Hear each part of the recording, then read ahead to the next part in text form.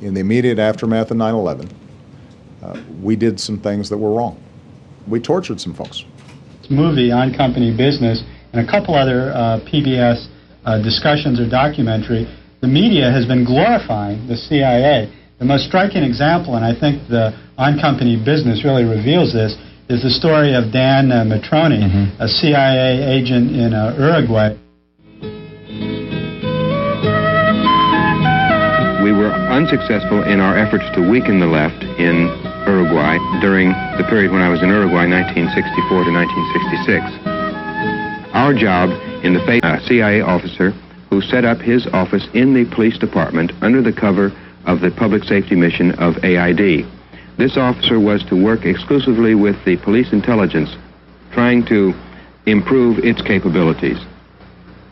This officer was still there in 1970 at the time that the American Public Safety Mission chief, Dan Mitrione, was kidnapped and executed by the Tupamaros. Mitrione was the small city cop in Richmond, Indiana.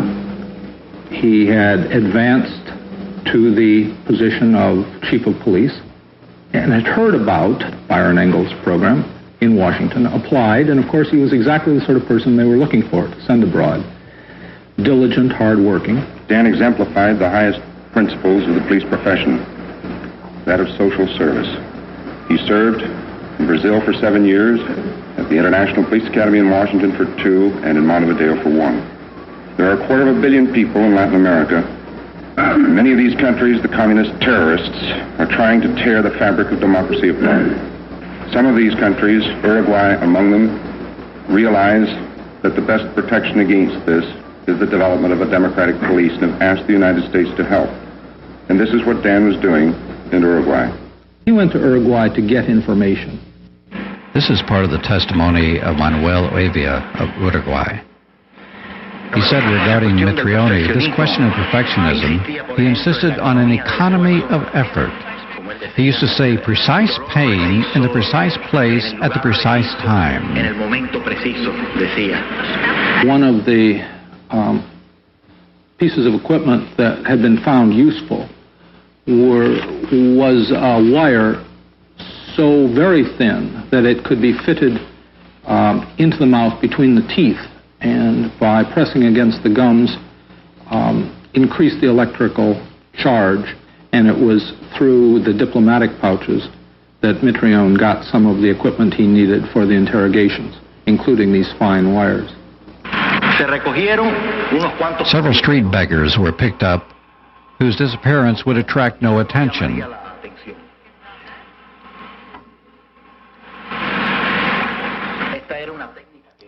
This was a technique that Mitrione had developed, or rather perfected, in Brazil.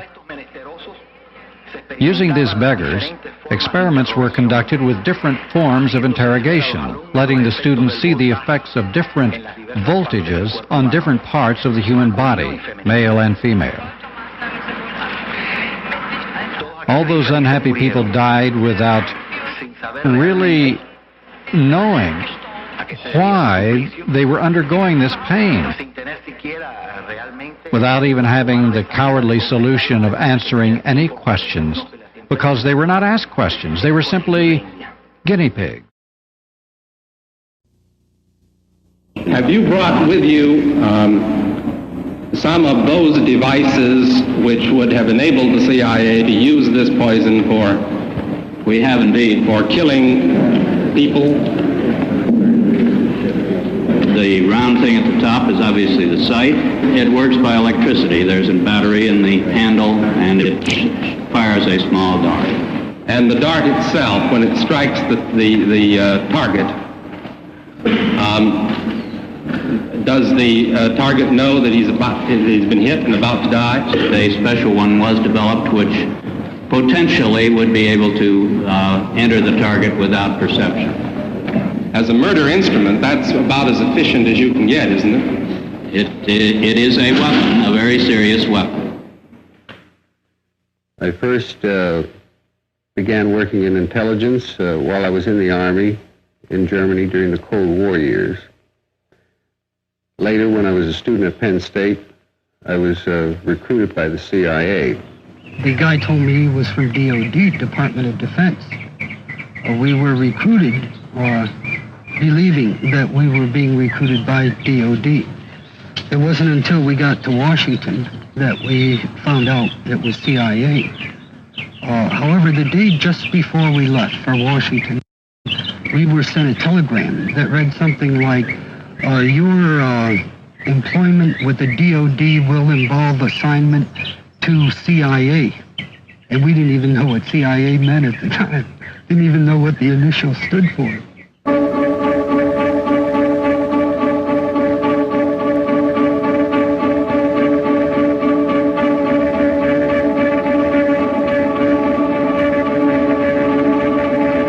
A secret organization is a risk in any society. I believe it's a risk that we must take for the net gain, because I believe it's always going to be there. Now, let's say that we abolish the CIA. Done so many bad things. Let's don't ever have this kind of intelligence organization again. You know what's going to happen? American presidents are strong-willed men. They wouldn't be in that office if they weren't. If they don't have an intelligence service, they're going to create their own. It may not be very big, and they may reach into the loony bin to find the people to run it, and they may call it the plumbers, but they will have it.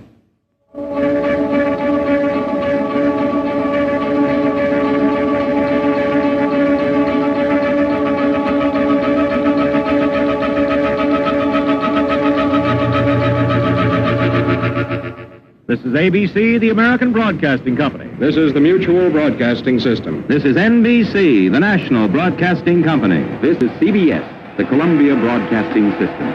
Japan has today surrendered. The last of our enemies is laid low. Now, back to New York. People who have seen Times Square celebrations before declare that this is the biggest spectacle in New York history. Estimates of the crowd go beyond 500,000. We just fought a war, and in a war you conduct all sorts of operations, deception operations, behind-the-lines activity, sabotage, all the rest of it. And I was involved in that, and the OSS was involved in that. We demobilized all our military forces at the end of 1945 and stripped our Navy and Army and Air Force. The Soviet forces were not demobilized, as the danger of Stalin's expansion, that kind of society seemed to be threatening to sweep around and cover more of the world. People were very concerned that they were faced with a new totalitarianism. It was the same as the Hitler one, but under new management. And consequently, we developed a CIA in order to conduct the subversive level of the struggle. The great burning question at the end of the war was how the United States was going to avert a return to the great unemployment of the Depression period of the 1930s. During the last phase of the war, production in the United States was double what it had been in its best pre-war year. And this exceedingly high production had been achieved with 10 million men under arms. There was only one way that the return to the unemployment of the Depression could be averted, and that was by creating foreign markets for our overproduction.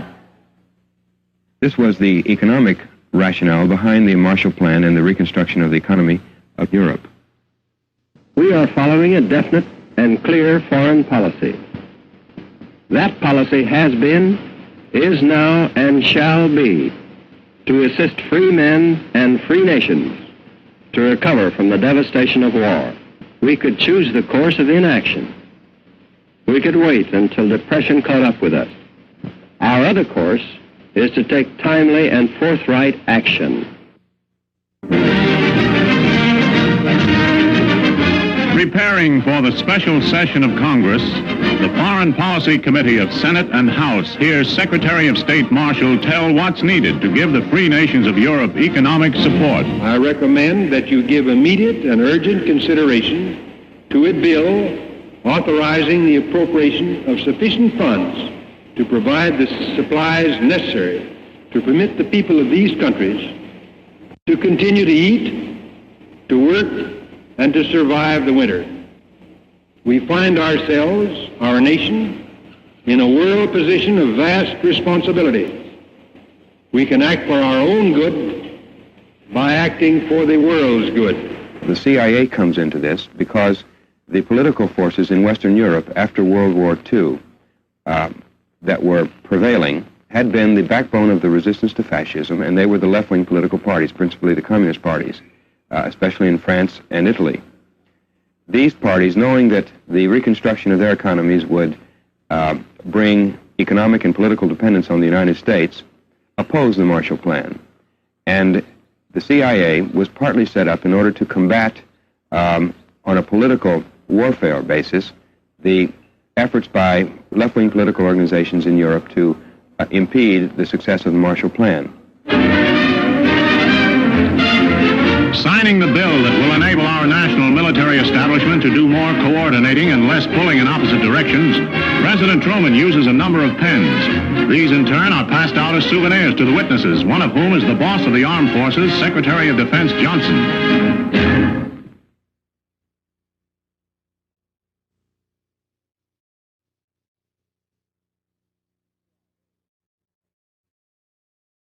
The CIA was set up first to collect intelligence and to analyze intelligence, to centralize intelligence, to get it all together so it could be all looked at together in the best academic tradition. Also, however, it was set up in order to struggle at that subversive level with the subversive forces that we faced. The CIA, from the very beginning, at least as early as 1951, has used the information that it has collected. And it has used the information in order to penetrate and to manipulate the institutions of power in whatever country it is operating in order to influence the course of events in those countries. And essentially this boils down to propping up those forces which are considered to be the friendly forces, and in penetrating, dividing, weakening, and ultimately destroying those forces which are considered to be the enemy forces.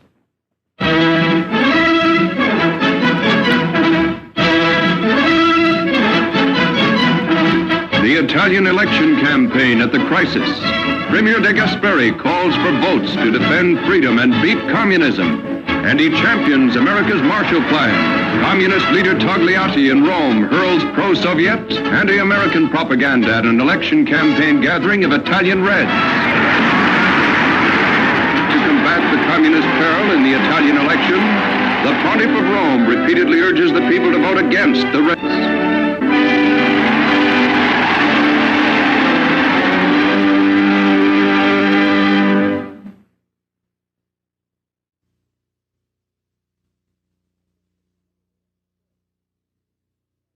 I think that whenever we had the choice, we tried to support center democratic forces. I mean, clearly that's what we did in Europe. We didn't support any fascist groups in Europe. We didn't have to because there were good socialists, good Christian Democrats. We did not go to the right-wing forces. I joined CIA in September 1951. The preceding year, April 1950, NSC 68 was drawn up. It was a joint interagency working paper. It was inspired primarily by Dean Acheson, and it was the blueprint for the Cold War. It is not only the threat of direct military attack which must be considered, but also that of conquest by default, by pressure, by persuasion, by subversion, by neutralism, by all the paraphernalia of indirect aggression which the communist movement has used. It was the height of the Cold War. Senator McCarthy, Joe McCarthy, was terrorizing the nation with charges of a great internal communist conspiracy.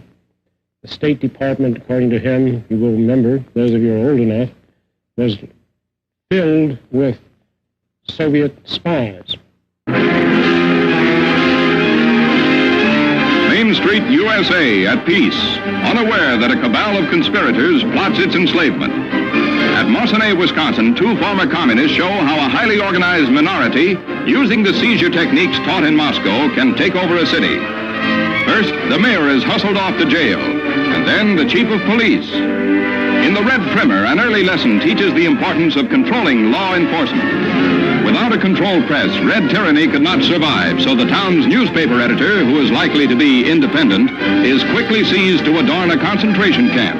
Prepared propaganda speedily rolls from the once free presses, and the picture on the front page tells one and all who gets allegiance from now on. The official name of the government established by the revolution shall be known as the United Soviet States of America, USSA, affiliated with the Union of Socialist Soviet Republics, of which Moscow is the capital of the worldwide communist superstate. The concept was that the Soviet Union was engaged in a worldwide effort to obtain domination everywhere. The question is, the machinery that was... Given the simplest, clearest charter in the world, tell the truth. Radio Liberty was funded entirely with CIA funds, I think, from the very beginning up until 1971 and 1972. Radio Free Europe was supported in part by the Crusade for Freedom and later the Radio Free Europe Fund. These carry more than the message of freedom. They give specific instructions to the Russian people how to work for their liberation with maximum effectiveness and minimum danger under the very noses of the Soviet secret police. To achieve a truly free Russia, your allies behind the Iron Curtain need your help. They need moral support and your material aid. No one really knew that it was funded by CIA. When I say no one, obviously some persons did. I'm not sure when I personally found out. It was fairly early. But at that time, I think we took the position, which most Europeans do now, that national intelligence is part of the whole foreign policy, or for that matter, domestic policy of any country. And support for CIA during the 1950s was certainly considered patriotic. The film industry signs up in the campaign to help answer communist lies. Mr. Cecil B. DeMille says, Signing the Freedom Scroll today will cost you less than a minute of your time. Let it be your firm commitment to this warfare for the minds of men, that this world under God shall have a new birth of freedom.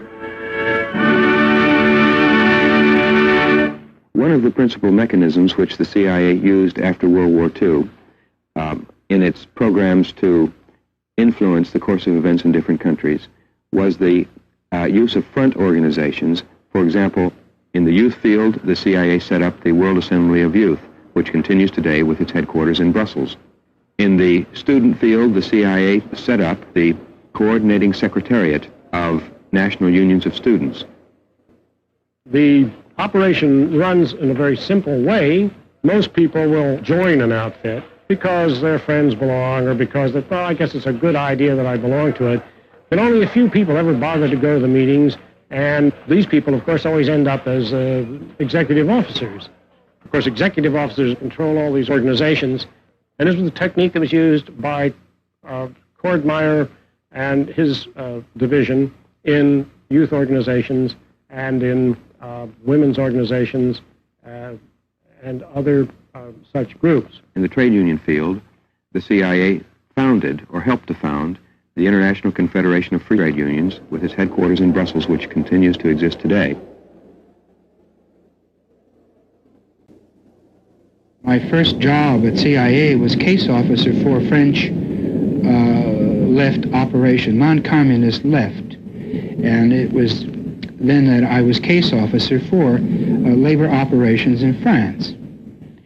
And Irving Brown was then receiving money from us, which he was passing around in France.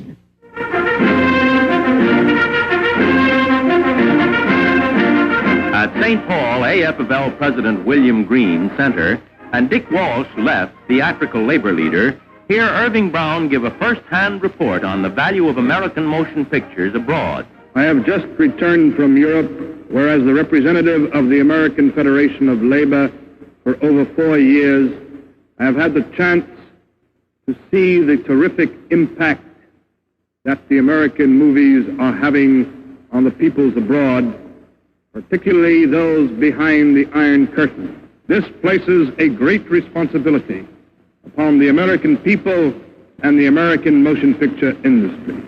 I, as the European director of the CIO, had some concept of what it costs to provide technical assistance to trade unions in Europe. And I know on the very modest budget which the CIO could afford in those days, I could not possibly be a match for one Irving Brown, who was dispensing funds on a basis that very early began to raise doubts in my mind whether these funds were truly AFL funds. In 1947, during a general strike, the communist unions were about to take over France. Competent observers feared that there would be a fall of the government, and the French people were hungry. Many of them took to the streets. It was at that time that David Dubinsky's International Ladies Garment Workers Union went to the aid of the free French unions. J. Lovestone and Irving Brown, working for Dubinsky, gave money to a new union called the Force Ouvrière. Of course, labor unions cost a lot of money, and in those days, France was paralyzed. So when they ran out of money, they came to the Central Intelligence Agency. Those people were doing a great job, and we were very glad to help them.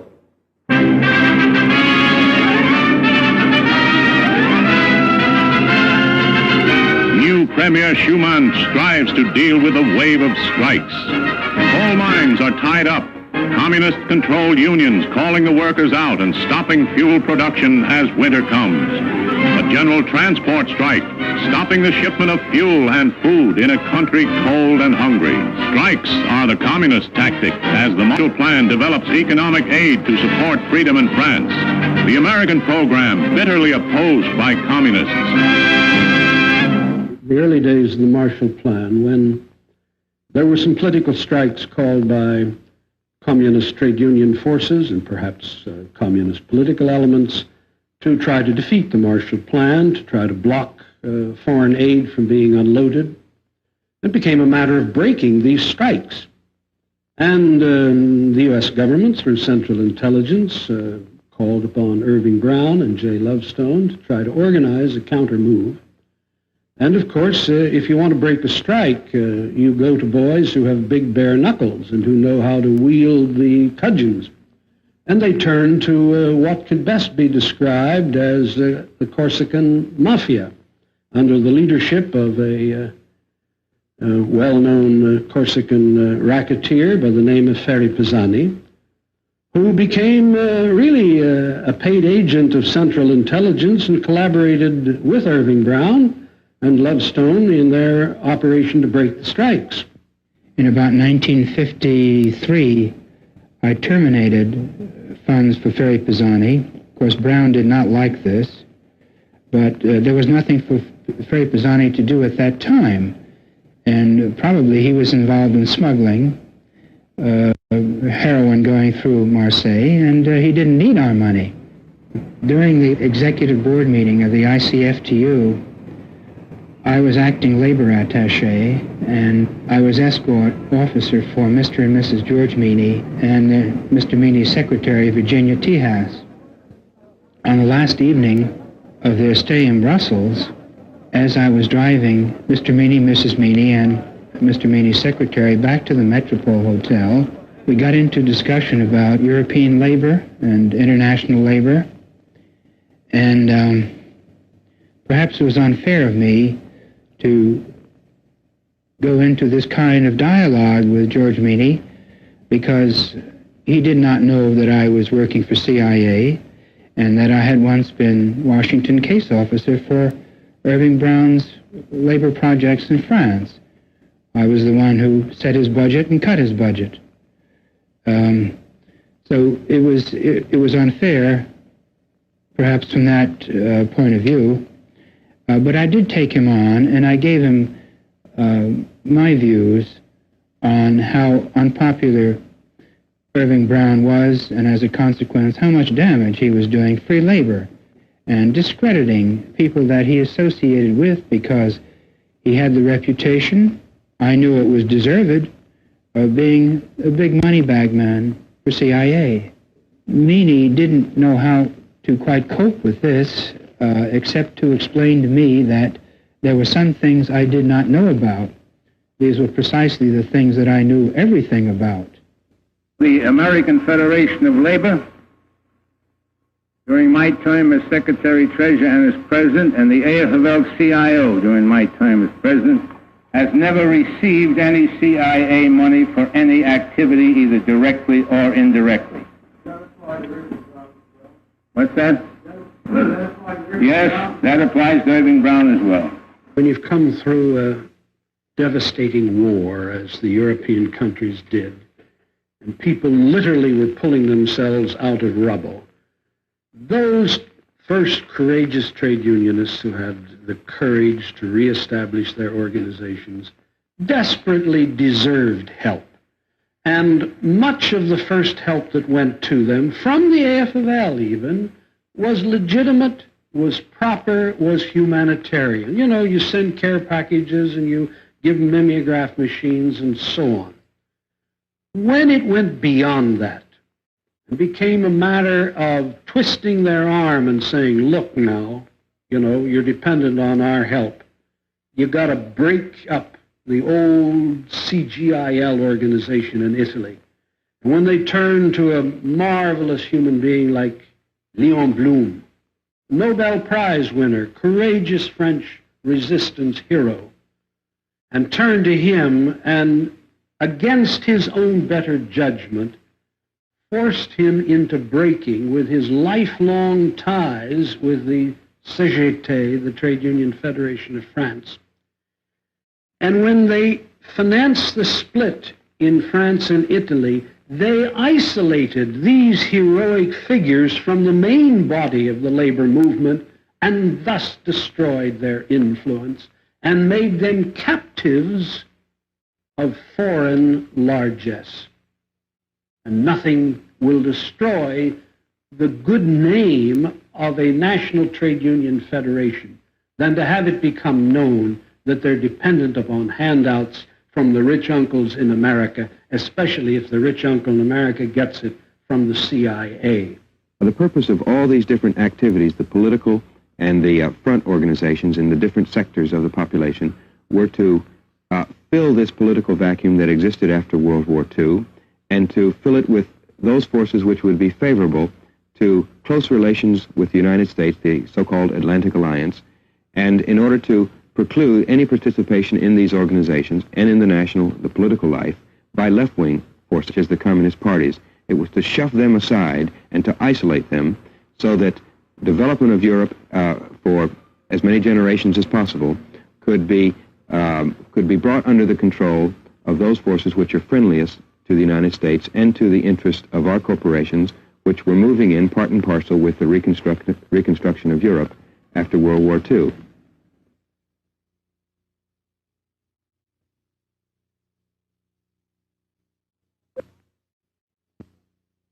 In Washington, D.C., I worked on the Central America desk, Mexico and Central American countries.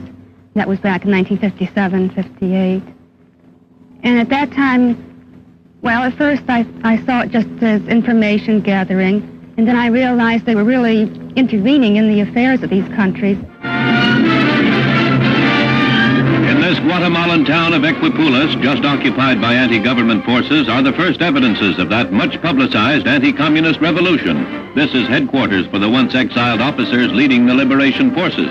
Colonel Miguel Mendoza is district commander under overall rebel chief Colonel Carlos Castillo Armas.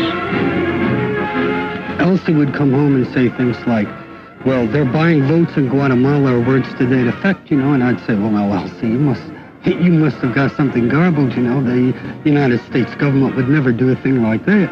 And I couldn't believe this. In the 9 years, I think I said 1,000 times, the United States government would never do a thing like that. And then I would find out that, in fact, they had done exactly that. Serious trouble in Tehran, capital of oil-rich Iran. Its pro-Western ruler, Shah Mohammad Reza Pahlavi, has lost his throne, temporarily at least. When his army failed to oust the dictatorial-minded Premier Mossadegh, the Shah himself was forced to flee for his life to neighboring Baghdad. Another king without a country.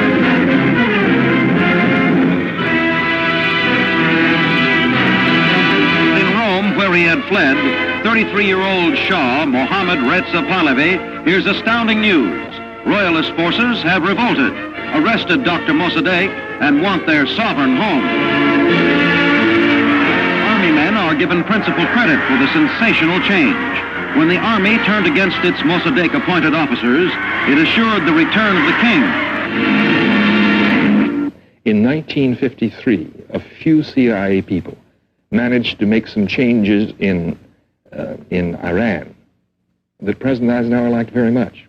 In 1954, a few of us in Guatemala made some changes that seemed almost without effort. However, the demands kept growing. Intelligence was asked to do what armies should have been done. It seemed so easy to hope that secret shenanigans could accomplish what an army should have been doing. We were supporting every half-assed dictator, military junta, oligarchy that existed in the Third World, as long as they promised to somehow maintain the status quo, which would, of course, be beneficial to U.S. Geopolitical interests, military interests, big business interests, and other special interests. In front of the presidential palace in Havana, and it seems as far as the eye can see, Cubans. Upwards of 1 million, 5/6 the population of this capital city. Nearly 1 out of every 6 persons on the island. Why are they here? Fidel Castro asked them. Los que creyeron que después de nuestras victorias militares nos iban a aplastar en el campo de la información. A graduate lawyer, Dr. Castro displays an eloquence and personal dynamism that completely sways the enormous throng. I felt that we were grossly mishandling the national liberation movement and the emergence of national liberation leaders like Sukarno, Nasser, and Nkrumah, and so forth throughout the world. I did not believe that we should be trying to overthrow these people or assassinate these people, but instead that we should have worked with them. The ailing premier of Cuba, Fidel Castro, emerges from his convalescence to address a youth congress and to announce that Cuba is expropriating United States-owned property in that country. The name is chiseled from the telephone building and signs torn down from this and other properties worth nearly $1 billion. At the White House, Presidential News Secretary Haggerty announces a break in diplomatic relations with Cuba. There is a limit to what the United States in self-respect can endure. That limit has now been reached. I am to this day absolutely convinced that we drove Fidel Castro into the arms of the Russian bear because he was frightened that we were going to murder him and destroy his new Cuba, and he was absolutely right. Un buque de carga francés, la Cobra, que acababa de arribar con un cargamento de 76 toneladas de armas, municiones y explosivos para el ejército rebelde, hace explosión en el momento en que un centenar de trabajadores se afanaban en descargarlo. El saldo de víctimas en los momentos en que editamos esta información hace ascender el número de muertos a la cifra de 60, con más de 300 heridos. Fuentes oficiosas señalan que hay motivos más que suficientes para sospechar un acto de sabotaje. The way it would start is maybe an ambassador, maybe a CIA officer, maybe somebody here in Washington, maybe somebody in the White House would suggest that it would be a good idea to help a certain group in another country. That would be looked at to see if we have the contacts, reliable people we could deal with, and a plan would be put together as to how this would be done. That plan would then be approved within CIA as sensible, would then be submitted to an interagency group, and then submitted to the President for final okay. If the President's approval, then the agency would go ahead. 46 were wounded, 2 killed under questionable circumstances. Castro, in a broadcast speech lasting most of the night, says bombs from U.S.-based planes are responsible for the casualties. Other reports say it was men in cars. Whatever his reasons, Castro stirs strong feelings of anger against the United States. one of the operations they had was to burn the cane fields. As I understand the way it was done, they had people in frogmen suits. They would take them out to the coast of Cuba, jump into the water with incendiary devices in their frogman outfits, come up on the beach, plant these incendiary devices in the cane fields, and swim back to the boat. They'd take off, and 10, 15 minutes later, the incendiary device would go off, and it'd start a big fire in the cane field. Fidel señala que al sur de la provincia de Pinar del Río, nuestros radares detectaron un barco de cierta dimensión y el movimiento de desembarco de otras embarcaciones más pequeñas. Dirige y controla directamente la Agencia Central de Inteligencia, que es precisamente la que ha venido organizando los ataques y es la que está dirigiendo directamente las filtraciones de hombres, de saboteadores, de armas, de explosivos. Todo el trabajo que realiza la CIA realiza directamente a través de agentes reclutados por ellos. Has a decision been reached on how far this country would be willing to go in helping an anti-Castro uprising or invasion in Cuba? Well, first I want to say that there will not be under any conditions be an intervention in Cuba by United States Armed Forces. This government will do everything it possibly can, and I think it can meet its responsibilities to make sure that there are no Americans involved in any actions inside Cuba. There's no question that American presidents have found it convenient to make an operation secret, because that way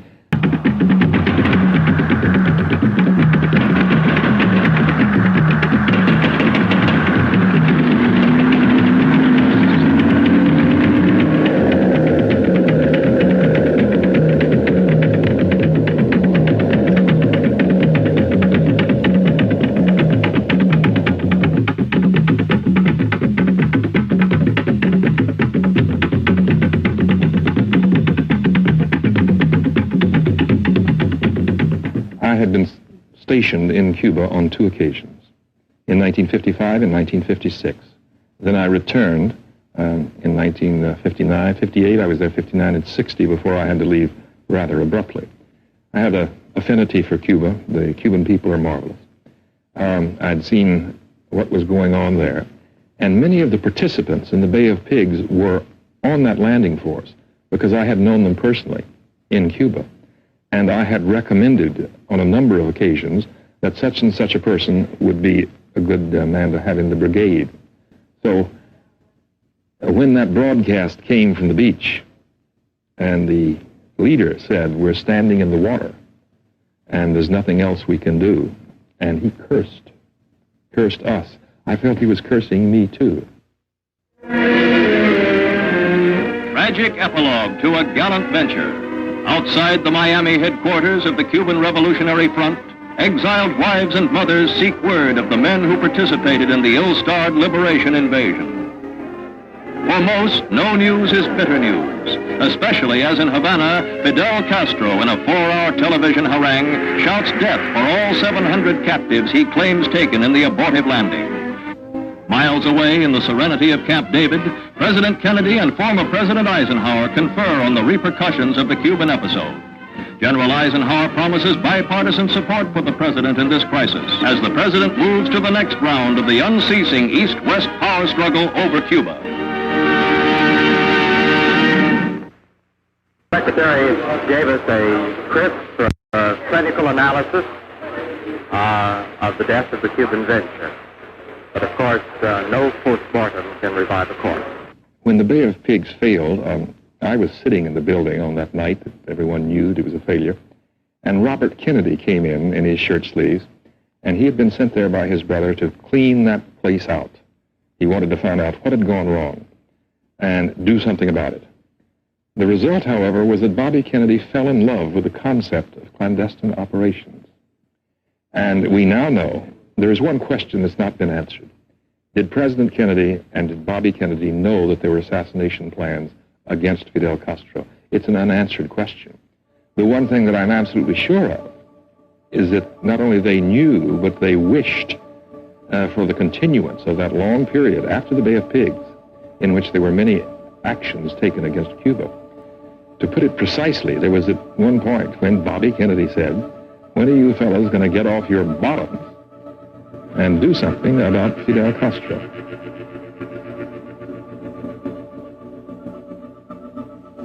There were found some a suit, a wetsuit, a clamshell, various things that were on the shelf in the agency that were regarded as things that might be used in possibly killing Castro or being used against him, which never came off the shelf or never used. If that's a plot to have created this, then I will back up and say that then we ought to enumerate every single item that conceivably had to do with the invasions of Cuba, which we were constantly running. Under the government aegis, we had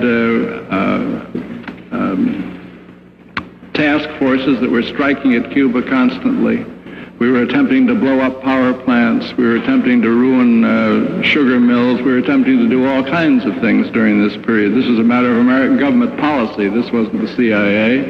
Now, if those things taper over into assassination plots, maybe so. Why didn't you want to tell the Warren Commission, or why didn't you tell the Warren Commission about the efforts to get rid of Fidel Castro or to overthrow the Cuban government? But Mr. Dodd, you're singling me out as to why I didn't march up and tell the Warren Commission when these operations against Cuba were known to the Attorney General of the United States, the Secretary of Defense, the Secretary of State, the Assistant to the President for National Security Affairs, the President of the United States himself, although he at that point was dead.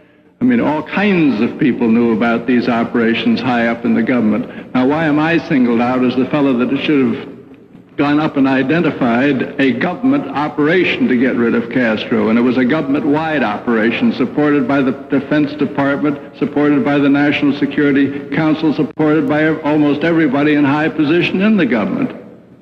As far as I ever knew or know now, no one in the White House or at the cabinet level ever gave any approval of any kind to any CIA effort to assassinate anyone.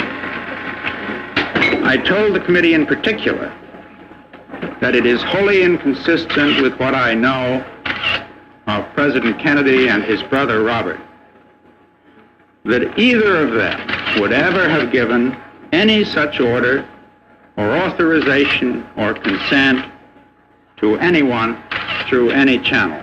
You were head of the agency during the time when most of these allegations occurred. What did you tell the commission? What's your knowledge of assassination plots? I had no knowledge of it whatsoever. And as you know, I stated that there was feasibility or lack of feasibility. There obviously were discussions of the question of whether such matters had been planned, but I had to plead ignorance because none were brought to my attention, and therefore I knew nothing of them. No president in his right mind is going to say, dear director, I hereby order you to assassinate Fidel Castro. In fact, he will probably do the exact opposite. He will issue what is known in the trade as a non-order or a non-directive. He will say, we have these terrible problems down here in Cuba, and it's quite obvious to all of us that the key to it is Fidel Castro. Now, if we could just get rid of that person, maybe we could work out some kind of an arrangement. But of course, we can't do anything like that. That would be wrong. So I don't know what we're going to do about it. We're just going to have to make the best of it and plug along. Now, he is saying this, say, at a luncheon with McNamara and Rusk and maybe Helms or McCone, whoever was director at the time. Well, it went over from McCone to Helms. Now, these men are astute enough to know that what the president is really telling them is get rid of Castro. But I'm not going to put it in writing, and I've already made a statement for the record that I'm against it. In the event anything ever goes wrong, I'll be able to say, I tell you that would be wrong. Could you tell this committee who the individuals were involving mafia chieftains or organized crime figures? As far as I'm aware, on that particular situation, it was William K. Harvey who was in touch with John Roselli, and it was Harvey and Roselli who were attempting to find, if I understood it correctly, some channel from Florida into Havana. I also understand that there was a question of poison pills which were supposed to be transported to Havana. There was never any evidence that they were ever transported there or ever left the United States. There was never any evidence that this plot ever left the Florida mainland. And if it was indeed an assassination plot, it was misadvertised to me because I had understood it was an effort to see if a connection could be made between the mafia in Florida and the mafia in Havana. And to the best of my knowledge, the connection never was made. Sometime in 1960, during a period wherein for some previous years I had been doing work for the CIA, I was approached by my project officer who asked me if in connection with a planned invasion in Cuba, I would contact a Mr. John Roselli. We started having meetings in Miami. During one of those meetings in Miami, I was introduced to a Mr. Sam Gold, who subsequently turned out to be Mr. Giancana.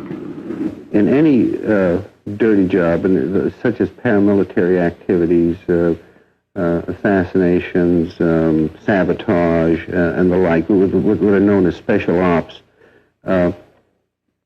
almost invariably,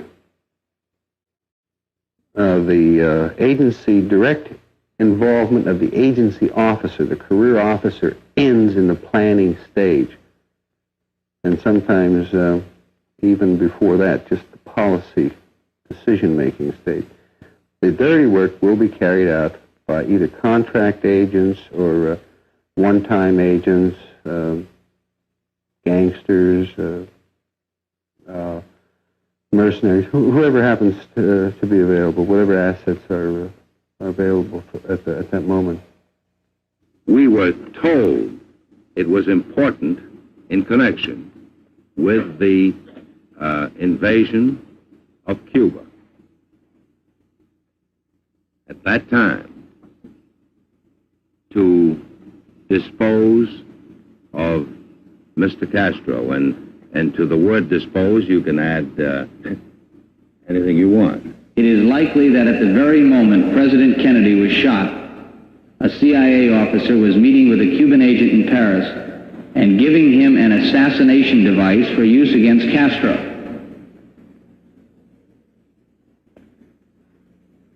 Now, I read this, and again, I'm reading from the same report that we read from earlier. They're calling it an assassination device. Are we getting semantical here again? I believe it was a hypodermic syringe they'd given him with something called black leaf number 40 in it. This was in response to AMLASH's request that he be provided some sort of a device whereby he could kill Castro. He returned this device to the case officer. The case officer brought it back to Washington, and that was the end of the plot. Okay, but for purposes of discussion, the officer gave this Cuban, this agent in Paris, a device with that material you described in it. I presume the material, if injected into a human being, would kill him. Is that correct? I would think so, yes. So the agent gives the Cuban agent the device to kill somebody. I'm sorry he didn't give him a pistol, because it would have made the whole thing a lot simpler and less exotic. Well, whether it's a pistol or a needle, if AMLASH is a political plot to destabilize the government, What in the blazes are we giving an agent a device that will kill Castro with for if it's not an assassination plot? Well, if you want to have it that way, why don't you just have it that way? Well, I don't want, it's not a question of what I want. I think it is what you want, Mr. Dodd. Mr. Helms, I'm reading to you from reports here prepared at your request by the Inspector General. I understand I'm not fabricating this or creating out of my mind. I understand that. I'm quoting. I understand that. Well, it's not a question of what I want. It's a question of what this committee would like to know, and the committee is not satisfied, I don't believe at this point, as to exactly what the characterization of Amlash was. Well, I've told you what I believe the characterization of Amlash to be. Well, how does that jive with this? If because we gave him a gun or a hypodermic syringe or whatever the case may be at his request because he had aims on Castro, if that is your definition of an assassination plot, then have it that way. That's quite satisfactory with me. But don't you open yourself to blackmail? In other words, if you're involved in a covert operation and you're using elements, like, for instance, the mafia in some of these assassination attempts against Castro, isn't that really a very dangerous thing to get involved in? You bet it is. It's very, very tricky. The mafia. Aren't you getting into trouble when you use them during World War II? As we now recently read, we use them in New York City. I had only known that we'd used them in Marseille, on the docks there. Of course, it's a tricky business. It's a part of the evaluation that a good intelligence officer and a good policymaker will make in deciding whether to use any person or any instrument or any political organization. There's no question. But it's very tricky. In the setup that the agency has, where the dirty work is done by contract people or one-time hirees and so forth, obviously if anything goes wrong, they can be disavowed. If the person turns bad, turns sour, and may want to speak out, and may possibly have some credibility and or evidence, well then stronger action is called for, and you can have the ultimate termination of the agent. When the police arrived, they found Mr. Giancana laying on the floor, dead, been shot numerous times in the upper part of his body and throat. Approximately 6 shots believed to be fired from a .22 caliber weapon. Is there anything to support the theory that Giancana's killing may have been in some way connected with his involvement with an alleged CIA plot to assassinate Fidel Castro? We know nothing about that. We have nothing to lead us to believe that at all.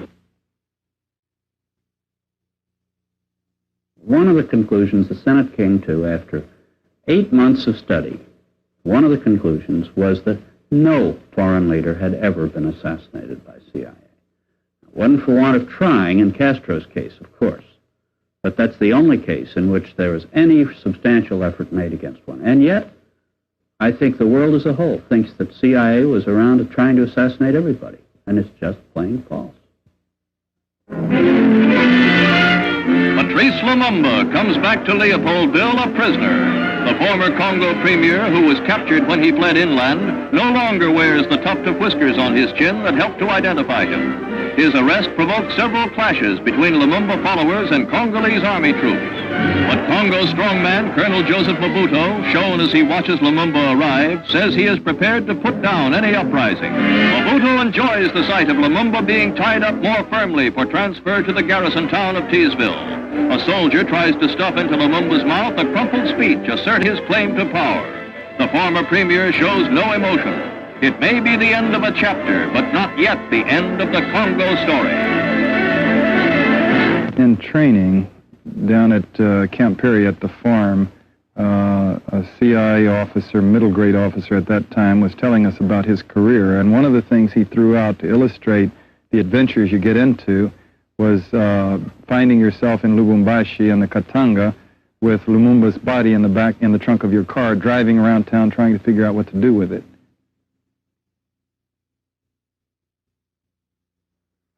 One of Mr. Lumumba's weaknesses was his propensity to turn matters over to the Soviet Union. So I would think that his death, unless it results in a kind of martyrdom that might prove useful to the Russians, would be regarded as a blow to their interests. the CIA had developed a program to assassinate Lumumba under Devlin's encouragement and management. The program they developed, the operation, didn't work. They didn't follow through on it. It was to give poison to Lumumba, and they couldn't find a setting in which to get the poison to him successfully in a way that it wouldn't appear to be a CIA operation. I mean, you couldn't invite him to a cocktail party and give him a drink and have him die a short time later, obviously. And so they gave up on it. They got cold feet. And instead, they handled it by the chief of station talking to Mobutu about the threat that Lumumba posed, and Mobutu going out and killing Lumumba, having his men kill Lumumba. What about the CIA's relationship with Mobutu? Were they paying him money? Yes, indeed. I was there in 1968 when the chief of station told the story about having then, the day before, that day, having gone to make a payment to Mobutu of cash, $25,000, and Mobutu saying, "Keep the money. I don't need it." And by then, of course, Mobutu's European bank account was so huge that $25,000 was nothing to him. The CIA works through the reactionary forces, essentially, or the middle roading or the social democratic forces, whichever ones they're trying to support. They work through these people. In the CIA, there is a distinction made between the career U.S. citizen employees, like I was, that is the officers and staff, and the people who actually do the work at the end of the line, who are the agents. An agent is a person who is recruited and hired to perform a specific intelligence or covert action task in a particular area at a particular moment in time. And so he is, or she, is an indigenous person. One time in particular, the chief of China branch had come to my window to draw funds, and he was drawing funds for death benefits for a person by the name of Dave who had been sent to China as an agent. And he said, "Well, we lost another body today." And I said, "Well, this seems like a very careless way to talk about a human life." And he said, "Well, Jim, we can't let our emotions interfere with our operational effectiveness." One of my favorite agents, a charming individual who looked and acted, as a matter of fact, very much like Flip Wilson, quite talented and just a pleasure and a delight to be around. I left the country reassigned, and a week or two later he was executed, shot by the police, just picked him up and shot him without trial. And he would not have been shot if he had not been working for me during this period of time. The situation that an intelligence officer faces when he attempts to get someone to serve the interests of the United States rather than the interests of his own country is precisely the kind of thing that a con man is doing when he's working on the mark. The only person who doesn't know what the game is when con men are working is the mark. The only person who really doesn't know what the game is in an intelligence recruitment is the target of that recruitment. Some of the jobs of intelligence are ones which can best be performed by people who are themselves a little devious, so they can get at the root of the matter. If you wanted to invite a dozen people to spend the rest of your life with you on a desert island, I wouldn't suggest that you invite a bunch of spies. But I believe someone has to do intelligence work, so I did it.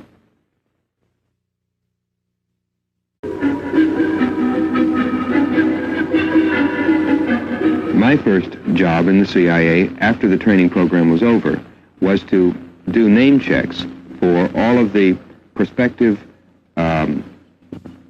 name checks of all of the prospective Venezuelan employees of the Creole Petroleum Company. Name checks means that a name is taken, and in this case I got all of these names from our office in Caracas, Venezuela, and I would check the names against all of the CIA files, which are computerized and mechanized, searching for possible indications of left-wing political sympathies or membership.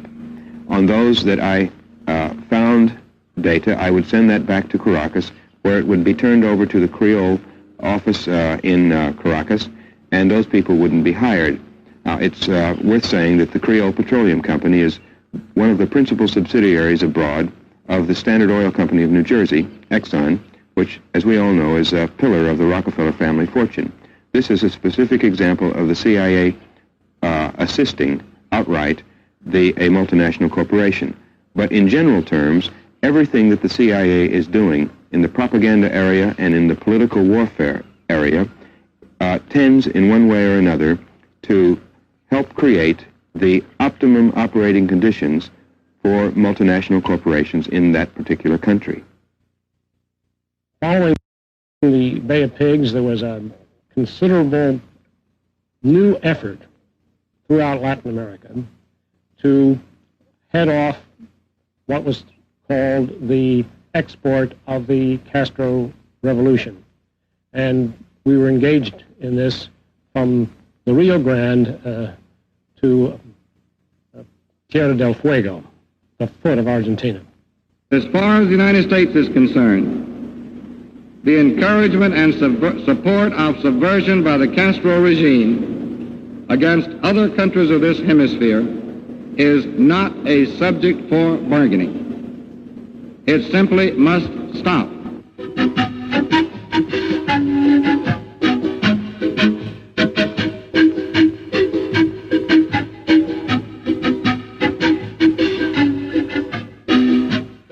At any one time, down in Ecuador, we had on our payroll or in an intimate working relationship with our station, one vice president, a president of the Chamber of Deputies, a president of the Senate, a vice president of the Senate, a number of senators, a number of deputies, the Secretary General of the Democratic Socialist Party.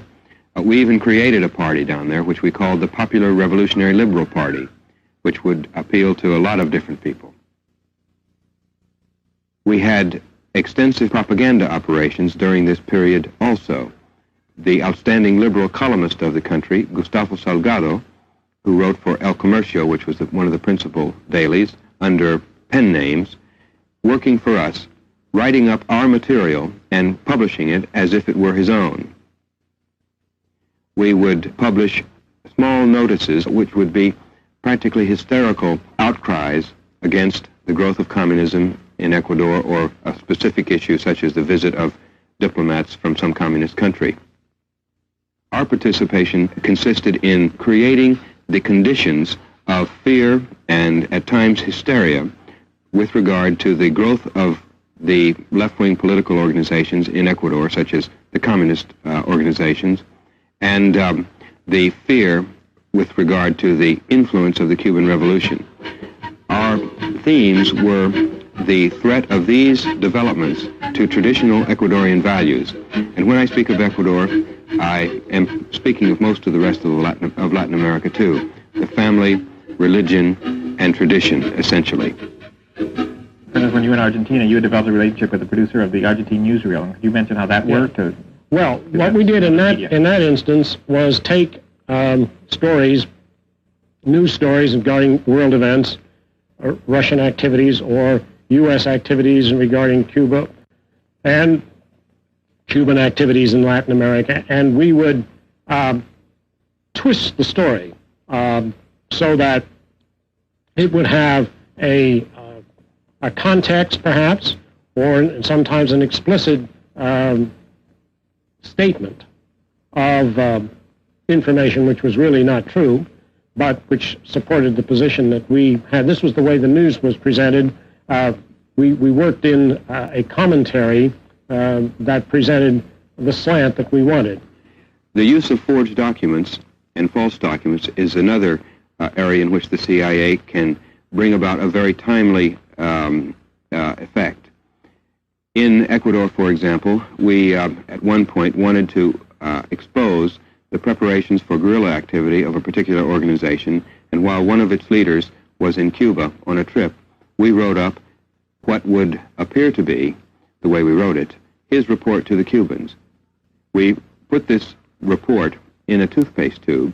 This was planted in his luggage when he returned on this trip and discovered by our people in the Treasury Ministry, and he was immediately thrown into jail. And when the report was finally published in the newspapers, it caused a sensation all across the country. We were able to force the Ecuadorian government to break relations with Cuba, and at the same time we were able to promote repression of left-wing political organizations, eventually establishing a military junta which took over in July of 1963. When I was in Argentina, the most interesting thing we had to do regarding Castro was to drum up support on the part of the Argentine government for the Venezuelan charge that Castro was supplying guerrillas in Venezuela with arms. The arm cache was found in November 1963. I had served, before going down to Argentina, as a Venezuelan desk officer. And I was surprised that one of the things that was developed as proof was a series of statements by some man who had been captured back at the time when I was desk officer. And somehow, these arms were supposed to be delivered 2 years later, supposed to be tied in with an urban guerrilla plot that he confessed to. Well, in the first place, everybody who becomes a prisoner of the security police in Latin America usually confesses, and knowing what our directives were and what we had to do to try to convince the Argentines of this, I have some suspicion about the reality of this arms cache as a Cuban operation. I think it might well have been planted by us. Let us say to our brothers in Venezuela, we are with you in full solidarity and will act with you to ensure the safety of your democracy. Venezuela did get its resolution condemning Castro passed by the OAS, and Castro was ostracized economically and politically from the rest of the hemisphere, which of course was the major objective of Kennedy's policy toward Cuba. The hemisphere is now solid with respect to Cuba.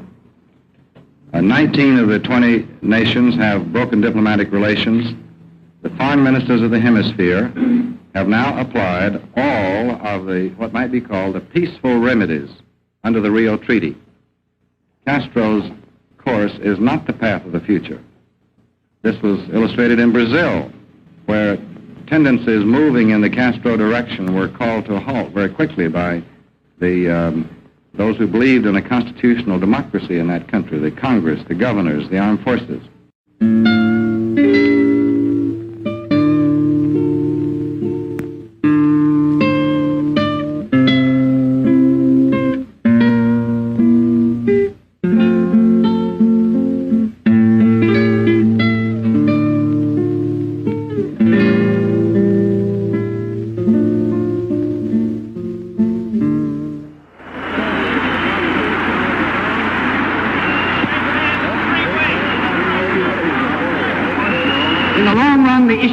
Communism and democracy is going to be finally settled not in the councils of diplomats or by the heads of government, but in the hearts and the minds, yes, in the stomachs of the multitudes of the ordinary working people of Asia, of Africa, of Europe, yes, and of the Americas too.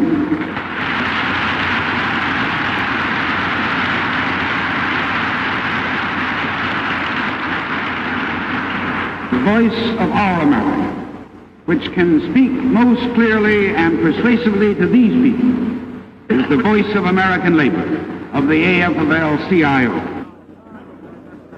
I got a call from Washington if I would be interested in a position in Latin America. Well, to me, here's a little man coming out of the ghettos. I felt it was a big opportunity. I didn't even know where Latin America was at that time. Who called you from Washington? Tom Robles. See, Tom Robles and I had been friends here. Tom Robles was the secretary of the State AFL-CIO, in those years. Very strong man, very strong labor man. Had a lot of guts in those years. And he was instrumental in my being called to Washington to be interviewed for this particular position in Brazil. My position was going to be administrator and organizer for the Postal Telegraph Telephone International, which was later on I learned that it was one of these phony organizations under the CIA. My boss was Wallace Legge, who was one of John McCone's top hands. John McCone at that time was the head of the CIA. In August of 1960, when we came to a full realization as to what had happened to the Cuban workers and the entire Cuban people under Castro, the AFL-CIO appropriated $20,000 for the purpose of studying the establishment of a mechanism through which we would help to strengthen the free labor unions of Latin America and develop trade union leadership. The CIA's trade union operations are effected through a vast bureaucracy of people. These are the officers of the International Trade Union and of the national unions, especially in the United States, through which the CIA is able to infiltrate and manipulate the international unions. Of course, Mr. Meany has been in the past one of the principal, if not the principal, U.S. trade unionist through which these operations are effected. I'm Andy McClellan. I'm the Inter-American representative of the AFL-CIO and have been since 1964. Prior to that time, I was the associate Inter-American representative. And prior to that time, I was Inter-American representative of the International Union of Food and Allied Workers, based in Geneva, but working in Latin America. I'm the executive director of the American Institute for Free Labor Development. Prior to that time, as a matter of fact, I've been the executive director now for some 10 years, and I've been with the American Institute for Free Labor Development since its founding in 1962. For the period immediately prior to 1962, I was the Inter-American representative of the Postal Telegraph and Telephone International, which has headquarters in Switzerland, but I was their representative in the Western Hemisphere. Didn't they tell you what you were going to be doing in the labor movement in Brazil? The idea was well, they don't explain anything. You go there with the impression that you are going there to do a labor job to represent the membership. This was my impression of it. They didn't tell me otherwise. So I started tackling the problems, combating the management for better conditions, working conditions, higher salaries, lenient rules, what you do in the labor movement. Apparently I was doing the wrong thing because 3 months later I was through a courier that was sent to Brazil, where I had to go travel for about 4 or 5 hours, go all over the city to meet this guy who was just across the street from my office. But they wanted to make sure that there weren't any enemies following me. So then they instructed me that I was to return to Washington. That was in November, shortly before Thanksgiving, and go What for year? That was in 1962, same year that I started there, to be trained on clandestine activities. Legge pointed out to me that we were organizing for 1964. See, and he was reorganizing his forces in D.C. He was ahead of the whole PTTI operation then.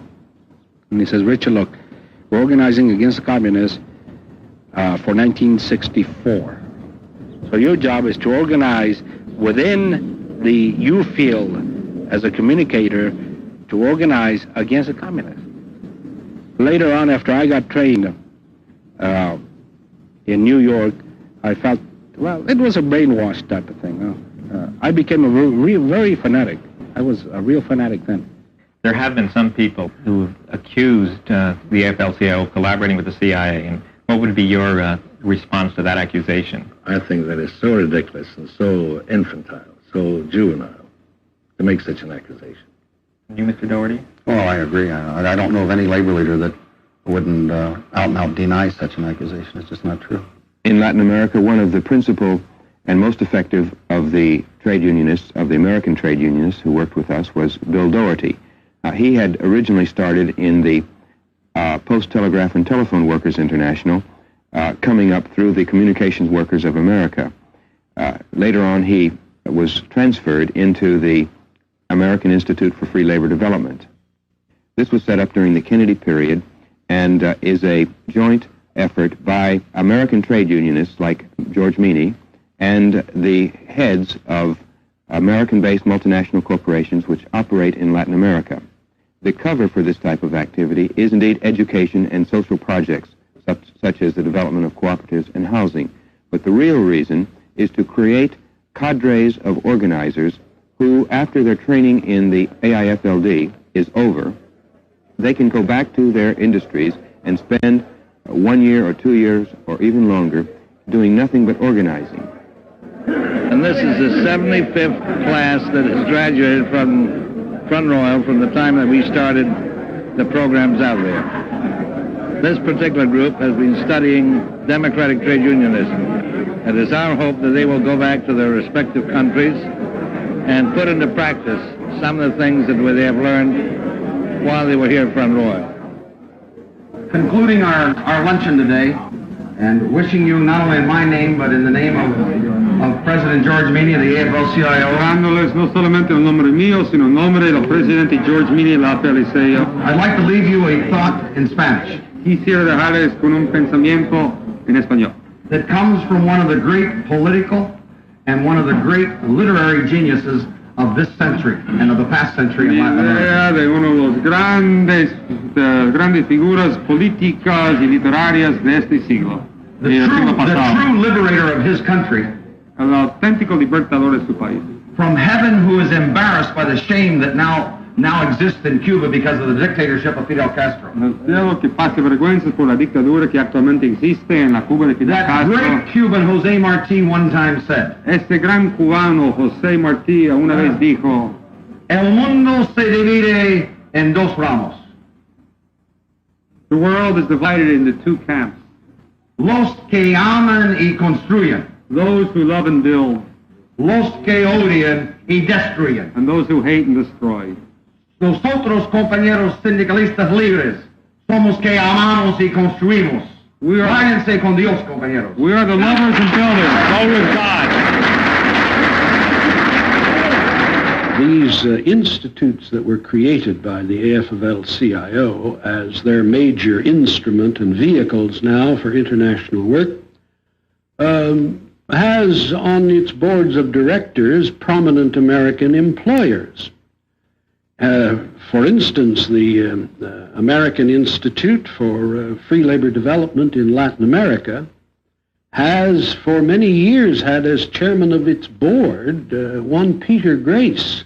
And if one looks at the long list of corporations that initially contributed to the establishment of the AFL's American Institute for Free Labor Development, it includes not only United Fruit, but Anaconda Copper, and a whole string of U.S. corporations that have never voluntarily accepted their obligation to pay decent wages and provide good working conditions in the United States. They always had to be forced to do it through union organization and strike action, etc. And why suddenly these corporate interests now should be embraced as allies and be foisted on Latin American labor or any other American labor groups, any other Latin American labor groups, as people with credentials suitable for picking future trade union leaders and training them, this is beyond my imagination. They spend the first 9 months after they get back instructing other people in our branch institutes in Latin America. And what they do after that 9 months is over, I can't say, but if they join some political party that's against the regime in power, I think it's stretching your imagination quite a bit if you're going to attribute that to what the AIFLD done while they were up here. We were supposed to get the revolution going by May of 1964. I would call my leadership and I tell them, look, this is what we have to do. We have to get the people on our side because the communists have a bigger membership than we do. So you have to go out there and pull the membership away from them. See, and this is where the idea of training our leadership to go to Front Royal came into being. This is J. Peter Grace, and he says here, AIFLD men also helped drive communists from control of British Guiana. They prevented the communists from taking over powerful unions in Honduras and helped to drive the communists from strong jugular unions in Brazil. Could you go back to that period and sort of describe what the atmosphere was in Latin America? Well, we were living in the early 60s. I think, Andy, you would agree with me, in an era when we were in the streets battling for the lives of the free trade union movement against what was then a more powerful communist trade union movement that since then, in my estimation, has lost an awful lot of its appeal and its attraction and its ability to maneuver. I was doing just exactly what Bill Doherty had done for years and years in Brazil. Not only in Brazil, but all over the country, all over the Latin American countries. So Bill Doherty, now heading the AIFLD, was the same type of operation. Go around buying people.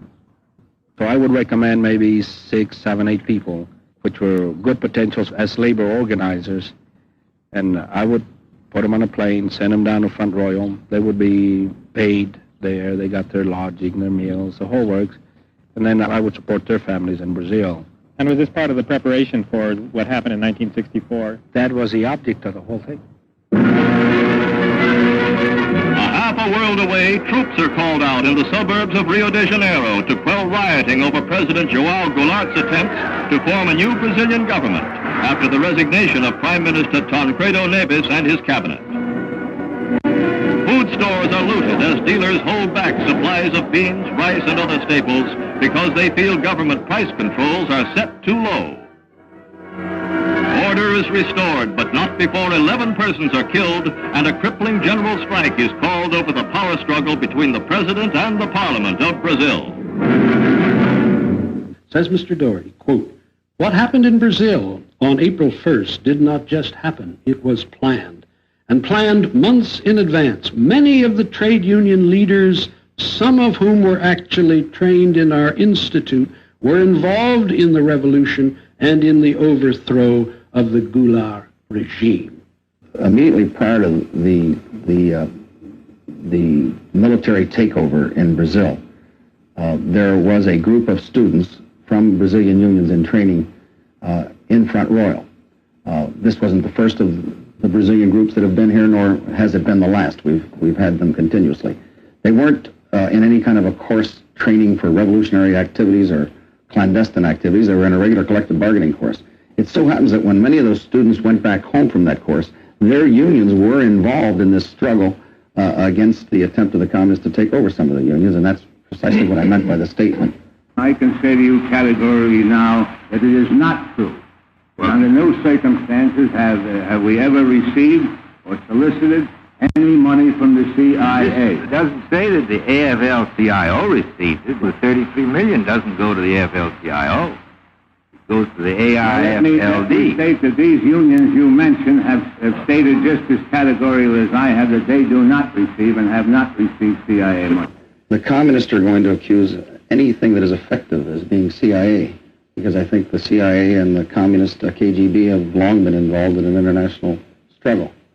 The truth of the matter is that our books are now and always have been open to the public. Our funds, our government funds, are appropriated by the Congress. The congressional committees have all total access to them. I was keeping books and everything else where all my expenses were going. When they came to me, they sent a curio and they said, we understand you have books and everything else, And I said, how in the hell do you know? We know what you don't know. We don't want you to keep books. We don't want you to keep any records at all. Because what would happen if the communists would raid your office, Then they would know who's getting money from us, what you're spending money on and everything else. As long as you show results, we don't care what you do with the money. So I used to travel with briefcases full of money, hello. Didn't you also use that money, for example, to buy weaponry? No, I didn't, because my field workers did that. They did that actually on their own, They were aware of the fact that we were having a revolution, and that the day was going to come. La CIA se pasó a trabajar intensamente por organizar el golpe. Se montó primeramente una una red de propaganda con gentes especializadas que buscaban explorar todo lo que los errores y las dificultades del gobierno. A la vez, echaban en el movimiento popular de masas confusiones de informaciones y consignas que no correspondían a la situación. Esto todo para probar que Brasil se marchaba hacia el comunismo y que había que defender a la democracia. Realizaron la CANDE, Campaña de la Mujer por la Democracia, explotando el sentimiento por la familia y por la fe, por la religión. We began these so-called marches for God and peace, the so-called pots and pan demonstration. We talked in terms of hundreds of thousands. They were demonstrating in Rio and in Sao Paulo, and I think it was the women that obliged the military to move in and take over. And in Chile 10 years later, almost the whole scenario was the same, which leads one to believe that there may have been some Brazilian advisors in Chile at the same time fomenting the revolution against Allende. A la víspera de se producir el golpe, Castelo Branco, que era jefe del Estado Mayor del Ejército, estaba vacilando. No estaba seguro del éxito del golpe. Y entonces fue personalmente el general Walter a decirle que sí, que desplegar el golpe, porque en caso de necesidad, una escuadra americana ya estaba se aproximando de las costas del Espíritu Santo, en donde se podría desembarcar los marines para apoyar a la fuerza golpista de Brasil. Y entonces fue por este hecho que se decidió Castelo Branco a apoyar al golpe.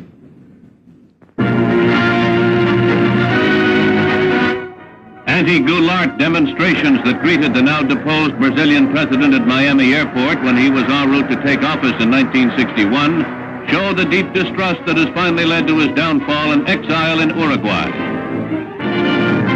Troops had to be called out in Brasilia to quell the bitter protests of thousands against the notoriously left-leaning João Goulart's taking office.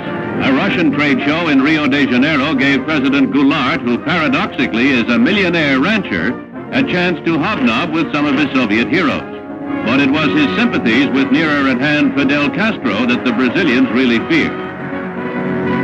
Riotings against Goulart were frequent, yet when the end of his regime came, it was through a brief and bloodless military coup.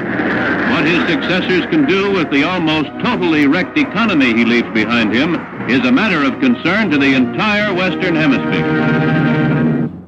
Did you have arms stashed right there in your office? Yeah, they were right there in my closet, yeah. What kind of weapons were they? Should name it. Machine guns, all types of weapons. Huh? Did your field workers participate at all in that coup? What'd they do?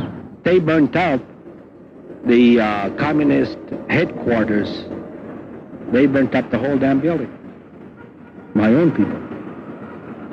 All I knew was that the communists had been put away in prisons. The military had brought in ships, put them in the bay, and confined the communists, put them in ships, locked the doors, and thrown the keys away, and whatever. There were a lot of communists in the labor movement there that put in jail? There were more of them than us born. And they were all jailed? They were all thrown in jail.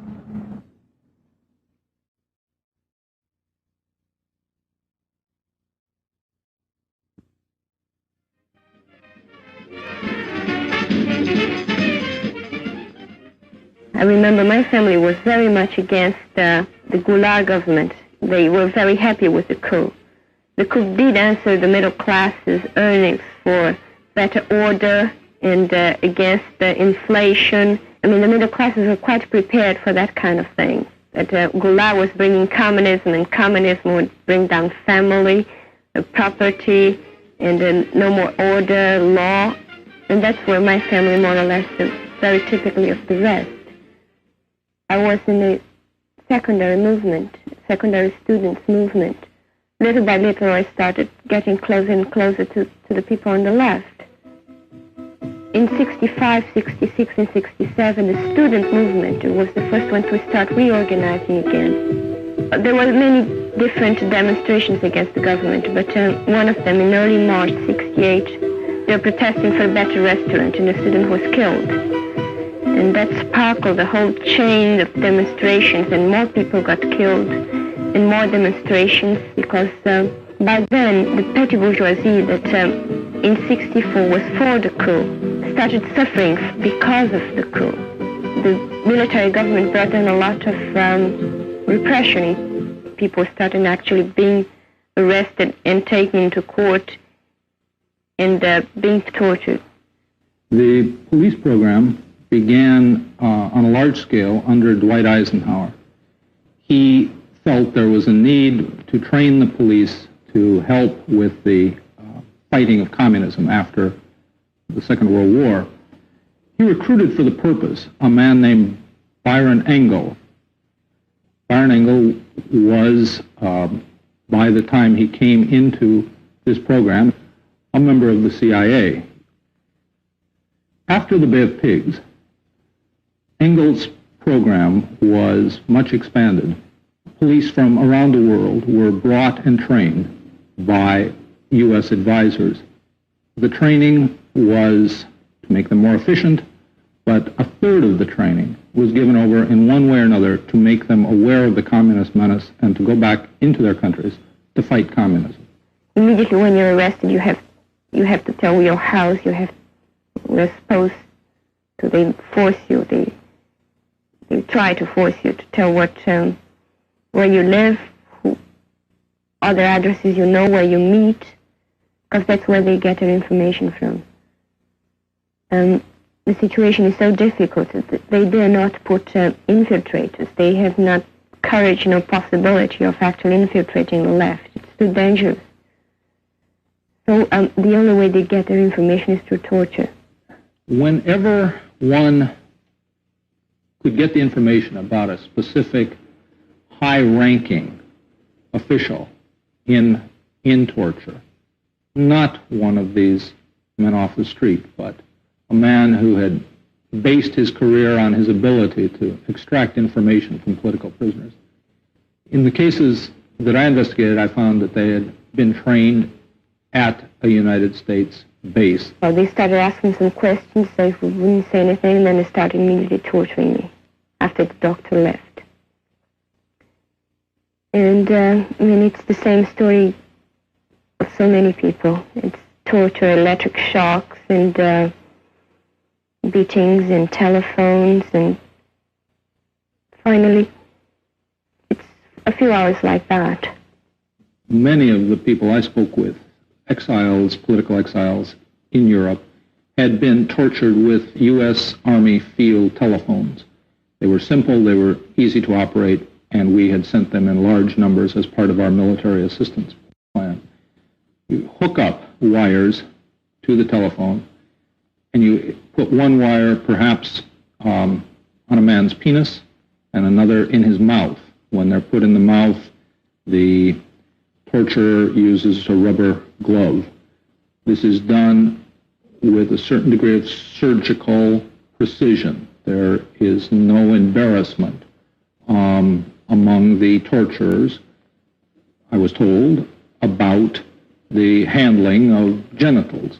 Although when women are tortured, oftentimes the higher-ranking officials will find an excuse to come by and watch the torture. I decided that I would confirm everything they wanted. It was in such a condition, they certainly wouldn't settle for less.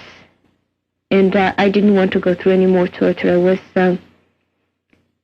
ideologically, I was weak enough to say, well, if they know, why not? What we brought to it, what we as the United States, through our efficient system brought, was the sense that you used only the amount of torture appropriate to get information. And the reason torture persists is that although the cant among the police officers is that torture is not an effective way to get information. It, of course, is.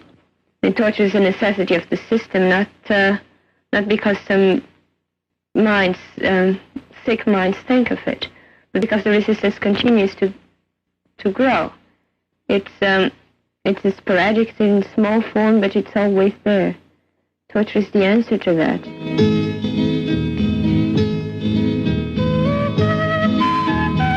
We were unsuccessful in our efforts to weaken the left in Uruguay during the period when I was in Uruguay, 1964 to 1966. Our job, in the face of the growth of the strength of the left during that period, was to promote repression. It was the only alternative we had. In 1966, we brought in a CIA officer who set up his office in the police department under the cover of the public safety mission of AID. This officer was to work exclusively with the police intelligence, trying to improve its capabilities. This officer was still there in 1970 at the time that the American Public Safety Mission chief, Dan Mitrione, was kidnapped and executed by the Tucamaros.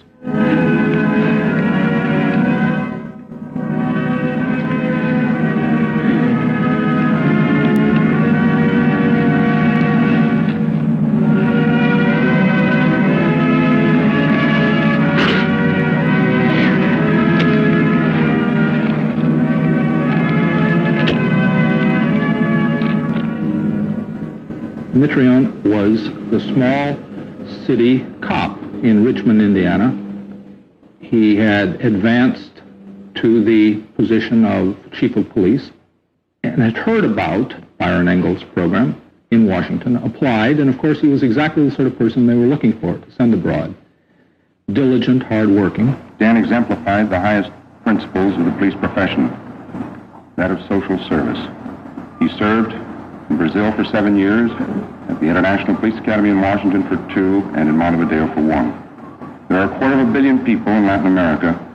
In many of these countries, the communist terrorists are trying to tear the fabric of democracy apart. Some of these countries, Uruguay among them, realize that the best protection against this is the development of a democratic police and have asked the United States to help. And this is what Dan was doing in Uruguay. Mitrione was a tough professional by 1969. He had spent 9 years in the program. He had been in Brazil, where there had been a great deal of repression and refinement of torture as an interrogation technique. And he went to Uruguay to get information. Hace un tiempo recorrió el mundo esta fotografía que fue divulgada por un oficial de las Fuerzas Armadas de nuestro país. Aquí se ve bien un detenido casi desnudo, encapuchado. Prácticamente todos los detenidos están encapuchados y esta medida se toma para evitar que identifiquen a sus torturadores. Dan Mitrione, aspecto eficiente,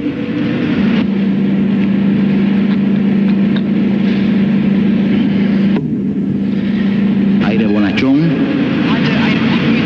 Era un perfeccionista, lo supervisaba cada detalle, insistía en chequearlo todo.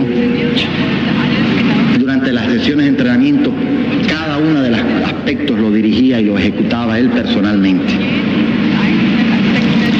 Esa cuestión del perfeccionismo insistía, por ejemplo, en la economía del esfuerzo, como él decía, es decir, dolor preciso, en el lugar preciso, en el momento preciso, decía. Hay que tener cuidado, hay que evitar los excesos. Por ejemplo, otra frase suya: recuerden que la muerte del interrogado constituye el fracaso del técnico, porque eso se consideraba él un técnico. One of the pieces of equipment that had been found useful was a wire so very thin that it could be fitted into the mouth between the teeth, and by pressing against the gums, increase the electrical charge, and it was through the diplomatic pouches that Mitrione got some of the equipment he needed for the interrogations, including these fine wires. Se recogieron unos cuantos pordioseros cuya desaparición no llamaría la atención. Esta era una técnica que Mitrione había desarrollado o perfeccionado en Brasil. Usando a estos menesterosos, se experimentaban las diferentes formas de interrogación, haciéndoseles ver a los alumnos los efectos del voltaje en las diversas partes del cuerpo humano, masculino y femenino. Todos aquellos infelices murieron sin saber realmente a qué se debía su suplicio, sin tener siquiera realmente la cobarde salida de contestar las preguntas que se le hacían, porque no se le hacían preguntas, eran conejillos de India. In Los Fresnos, Texas, the CIA ran for the police program a school in the construction of bombs. Students came from around the world, particularly Latin America. They were instructed in the manufacture of plastique, homemade bombs to destroy radio stations, automobiles.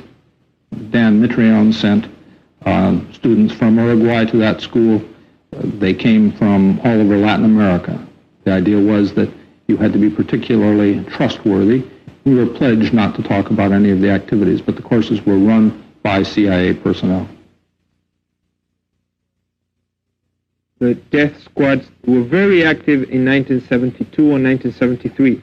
This was denounced in the Uruguayan Congress before the Congress was dissolved, and it was mainly denounced when the Tupamaros kidnapped one of the main leaders, one of the main heads of the death squad, called Nelson Barbesio. He was a CIA agent. He confessed he was a CIA agent. He was trained in the United States. He was paid by the Central Intelligence Agency of the United States to work.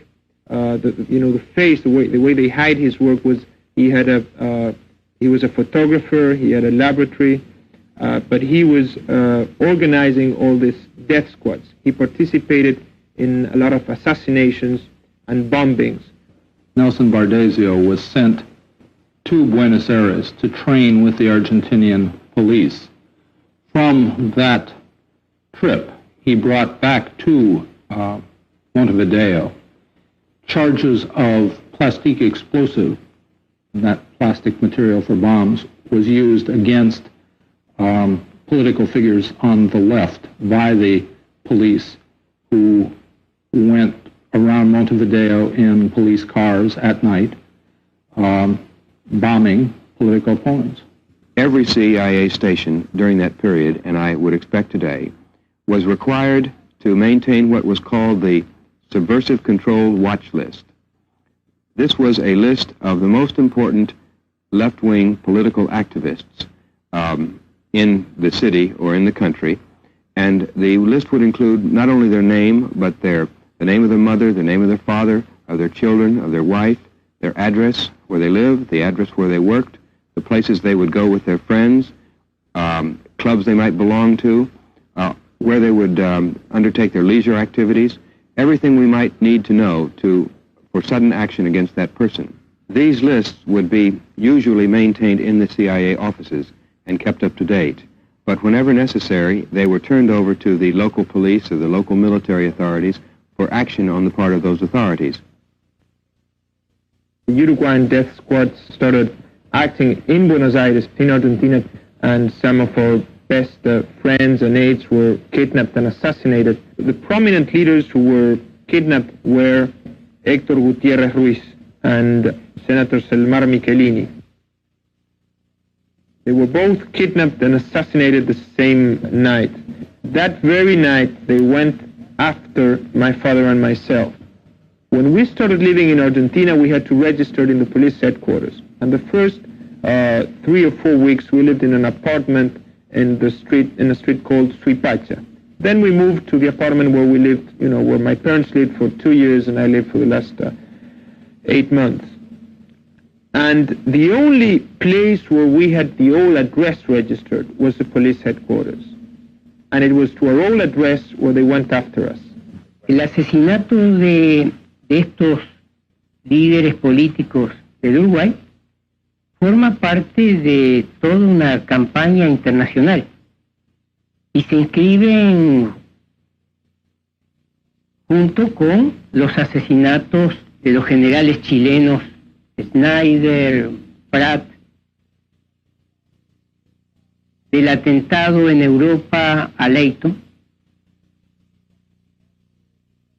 del asesinato en Estados Unidos a Letelier,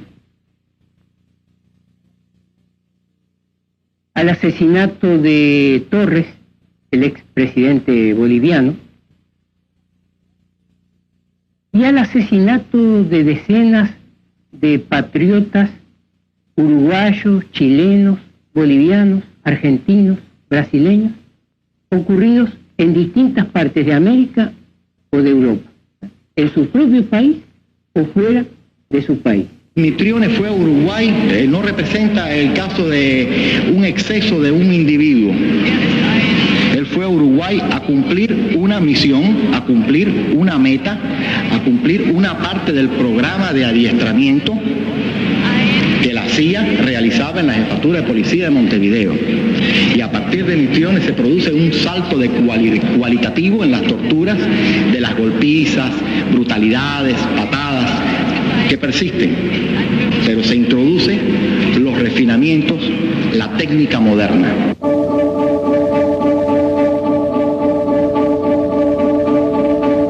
Well, now tell me something about the CIA. Well, you know, you're not going to believe me, and no matter what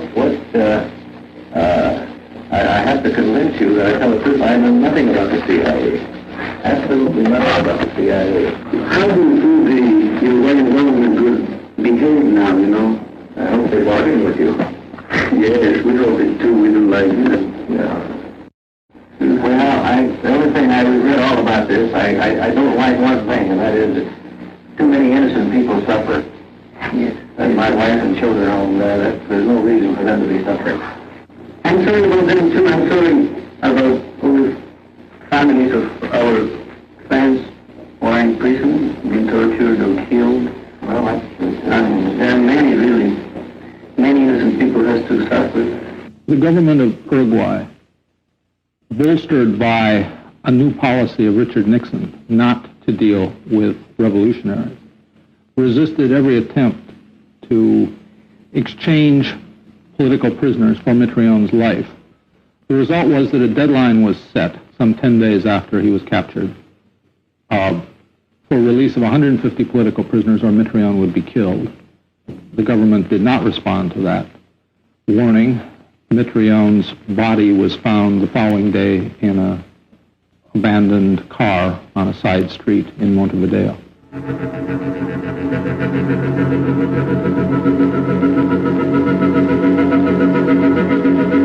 This callous murder emphasizes the essential inhumanity of the terrorist. The American people join the President in condemning this cold-blooded crime against a defenseless human being. Mr. Mitrione's devoted service to the cause of peaceful progress in an orderly world will remain as an example for free men everywhere.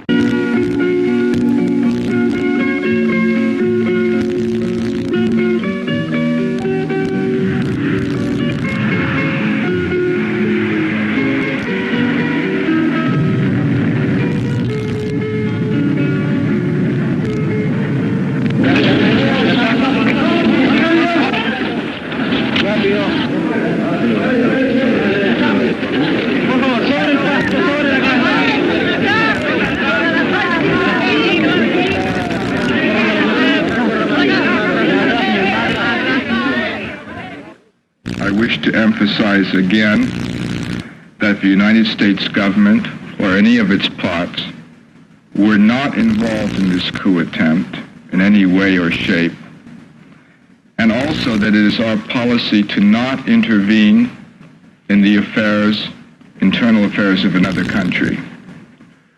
American involvement in Chile was almost total. It was pervasive in every sense. The American ambassador in Chile, when I arrived there, was expected to act as a proconsul. Part of that was his legal responsibilities. That is, the Congress, in passing laws governing aid, had made the American ambassador responsible for not only reporting on, but justifying American actions in every sector of human activity that you might think of. These involvements grew out of a covert involvement that had begun in the early 1960s. From about 1963 to 1973, we gave a lot of assistance, many millions of dollars, to the Center Democratic forces in Chile, the Nationalist Party, the Christian Democratic Party, some of the Free Press, some of the other organizations in Chilean society. And that was designed to strengthen them against Allende's strength, supported by Castro. Through the CIA, through AID money, through the use of multinationals, a concentrated, coordinated program had been launched out of the White House, the purpose of which was to stop Allende from being elected president of Chile in 1964 and to elect the Christian Democrats and to make of the Christian democratic experience a model for all of Latin America. This essentially was the program that CIA conducted. There was one exception to that for a period of about 6 weeks in 1970.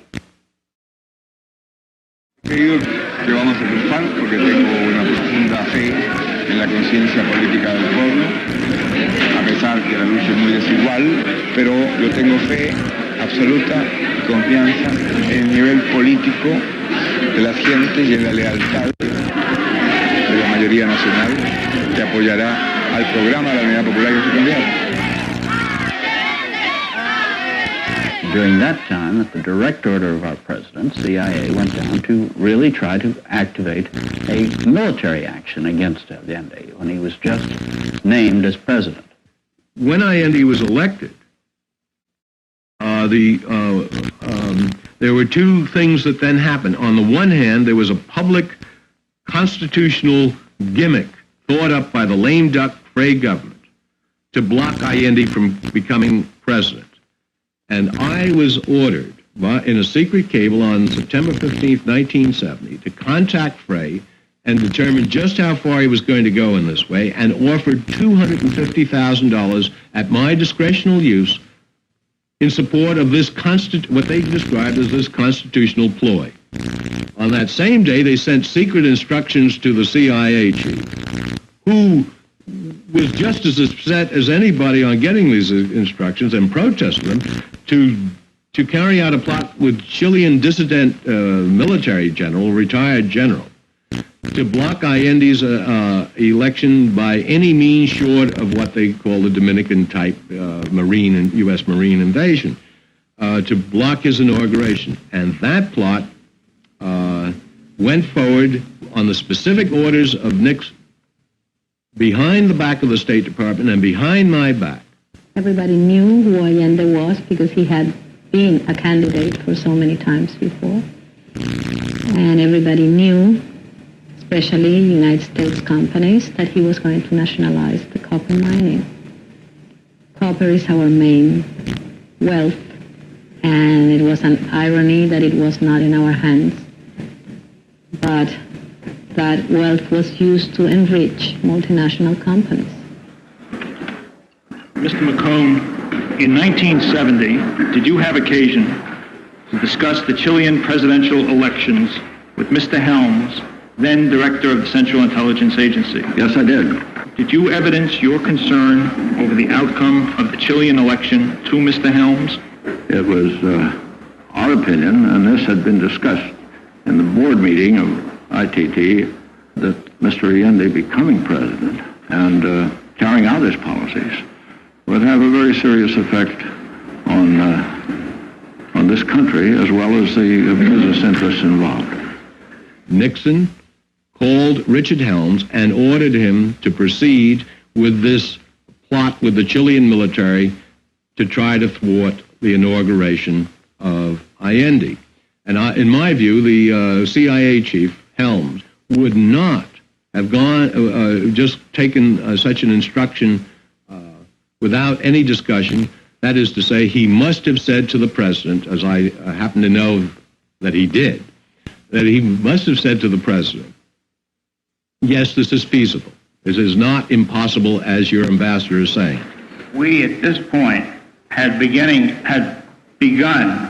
to talk to the Kissinger office and the State Department about what might happen when Dr. Allende was elected, if he was elected. I sent 2 cables on September 27th and October 7th to the White House, to the 40 Committee, saying, and it went to the State Department's representative on that as well, the Undersecretary, saying that if anybody were thinking of a plot with the Chilean military, it would be, quote, a second Bay of Pigs.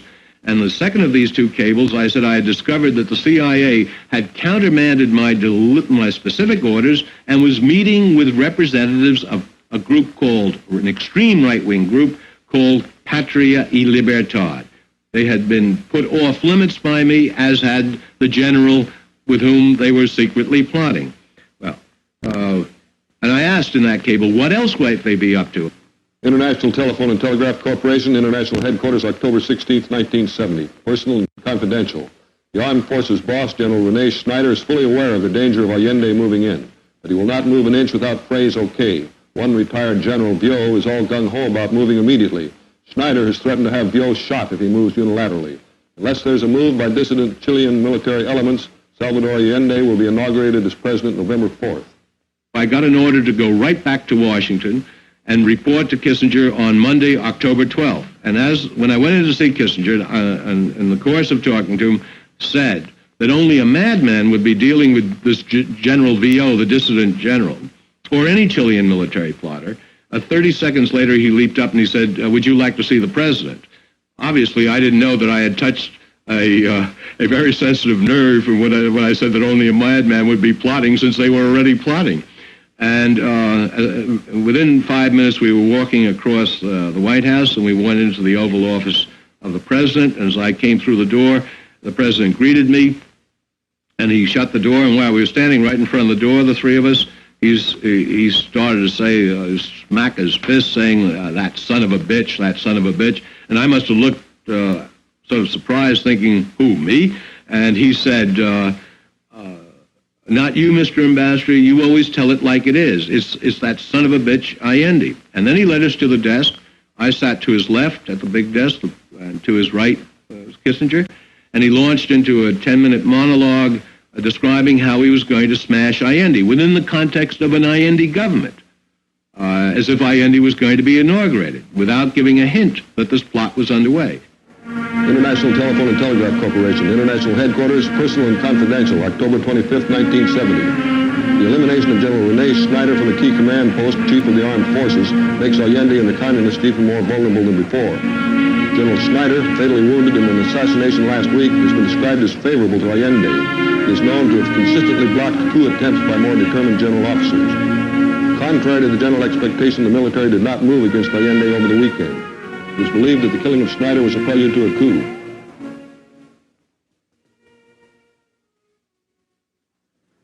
The words that have been read to you I remember... I believe it should be suggested that the Chile situation warrants high priority by the entire administration, and that everything should be done quietly but effectively to see that Allende does not get through the crucial next 6 months. What else could those words mean? Well, of course, he'd already been president, you know. He's elected by this time. Right. Now you were worried about the next 6 months, whether he'd get through the next 6 months. Because of the economic situation in Chile was getting critical. And it would have gotten a lot more critical if these recommendations had all been carried through, wouldn't it? And that was the purpose of the recommendations. Yes. International Telephone and Telegraph Corporation, Washington, D.C., personal and confidential. Subsequent to your call yesterday, I heard from Washington, and a representative called on me this morning. We discussed the situation in detail, and he made suggestions. The suggestions follow. Banks should not renew credits or should delay in doing so. Companies should drag their feet in sending money, in making deliveries, in shipping spare parts. We should withdraw all technical help and should not provide any technical assistance in the future. The visitor added that money was no problem. He indicated that certain steps were being taken, but that he was looking for additional help aimed at inducing economic collapse. La ITT, The IT&T, gigantesca corporación, a gigantic corporation whose capital is bigger than the national budgets of several Latin American countries together, and bigger even than that of some of the industrialized nations,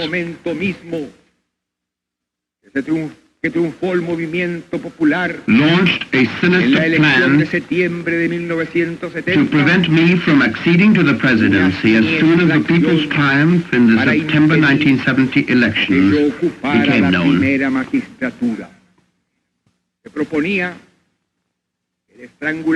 was proposed that there be a strangling of the economy, throwing social disorder and panic among the population, so that when the government was overthrown, the armed forces would be impelled to break the democratic system and impose a dictatorship. Before the conscience of the world, I accuse the IT&T of attempting to bring about civil war in my country, the greatest possible source of disintegration of a country. This is what we term imperialist intervention. In Chile from 1972 to 1973, the same sorts of operations were going on there to make it impossible for the Allende regime to govern after earlier attempts to prevent him from taking office failed, such as the assassination of General Snyder and the attempts to bribe the Chilean Congress. Later on, with the help of the international lending institutions and those financial institutions controlled as part of the United States government, were able to exert the financial squeeze on Chile, which resulted in great difficulty in obtaining short-term credits, creating scarcity of many different types of products. Then such organizations as the Truckers Union had legitimate grievances on which to base their complaints.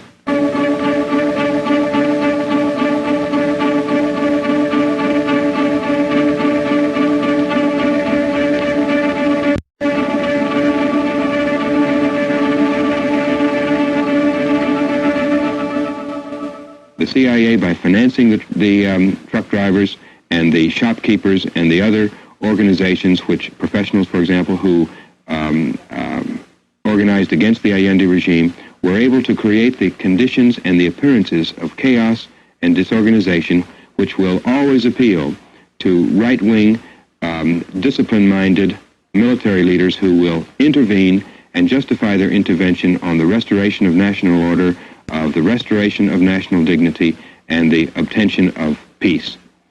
And this, in the case of Chile, of course, and many other countries, is the peace of the grave for a lot of people. Yo les digo a ustedes, compañeros de tantos años, se los digo con calma, con absoluta tranquilidad. Yo no tengo pasta de apóstol, ni tengo pasta de Mesías. No tengo condiciones de mártir. Soy un luchador social que cumple una tarea, la tarea que el pueblo me ha dado, pero que lo entiendan aquellos que quieren retrotraer la historia y desconocer a la voluntad mayoritaria de Chile. Sin tener carne de mártir, no daré un paso atrás, y que lo sepan, dejaré la moneda cuando cumpla el mandato que el pueblo me diera. Solo acribillándome a balazos podrán impedirme voluntad que hacer cumplir el programa del pueblo. La última vez que hablé con Salvador fue el domingo 9 y el golpe fue el martes 11. Salvador me explicó que la situación se había producido por resistencia de los partidos de la oposición, digamos, de los partidos de la oligarquía, los partidos de la derecha, y que él pensaba que esta situación podría mejorar si el pueblo definía la situación, que se refería esencialmente a las industrias intervenidas, que él iba a llamar a un plebiscito. y que el día martes iba a decir un discurso anunciando que se iba a efectuar este plebiscito para que por votación popular se definiera esta situación. The day before the coup, Orlando had a meeting with Allende. He came back home around 2 a.m. and he told me that next day, that is the 11th, they were going to call for a referendum.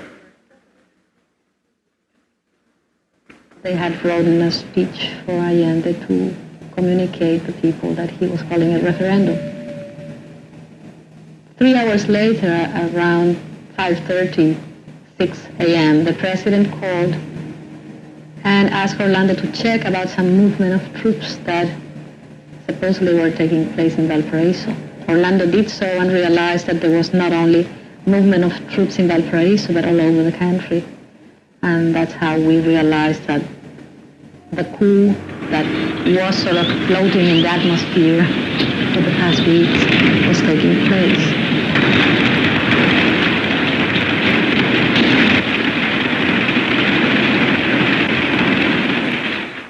En La Moneda, Salvador, en conversaciones que lo llamaban por teléfono los militares, diciéndole que se rindiera, Salvador sostuvo hasta el último momento que él no se rendiría nunca.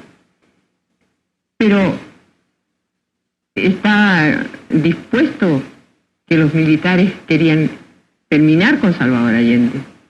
Para ellos, la solución era que Salvador Allende renunciara, ¿no? Y que pudiera irse al exterior y decir, bueno, mira, qué cobarde se fue y renunció y reconoció de que en realidad no podía seguir siendo presidente, lo que era un absurdo, porque él estaba cumpliendo el programa por el cual había sido elegido.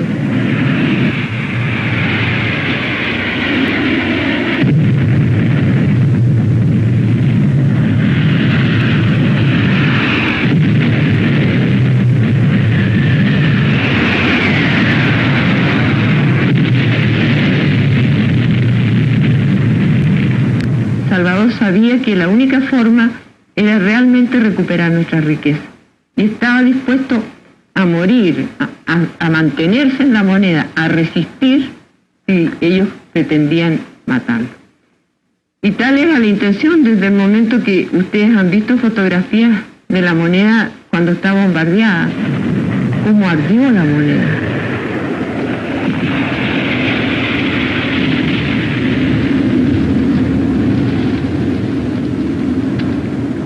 We have now been informed that of the death of President Allende. And I'd like to say this, that I do want to express regret on the loss of life in Chile, and particularly that of the Chief of State, President Allende. Well, my reaction is that this is, of course, an internal affair of Chile. We all are distressed at the plight of the Chilean people, and the failure, really, of the Allende government. Those principles and practices of Marxism did not apply to Chile. And the economy went from bad to worse. Inflation was rampant, values were destroyed, incentives were gone, people didn't know how to set their sets of values. Orlando was taken for a few weeks to a horrible place. It's the basement of the Air Force Academy. And there he was interrogated, and there he saw hundreds of people being tortured.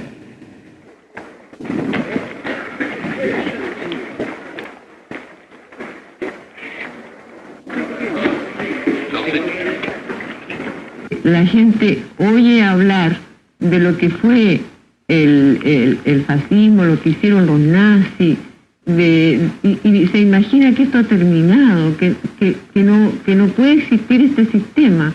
Y aquí vemos que ha brotado de nuevo en Latinoamérica, porque no es solo en Chile, también la crueldad y la violencia y las torturas se aplican en Brasil, en Uruguay, en Bolivia. Es decir, hay una opresión a estos países que son países que les están proporcionando riqueza a todas estas grandes empresas y que los tienen sometidos, pero que están reaccionando porque cada día crece la resistencia.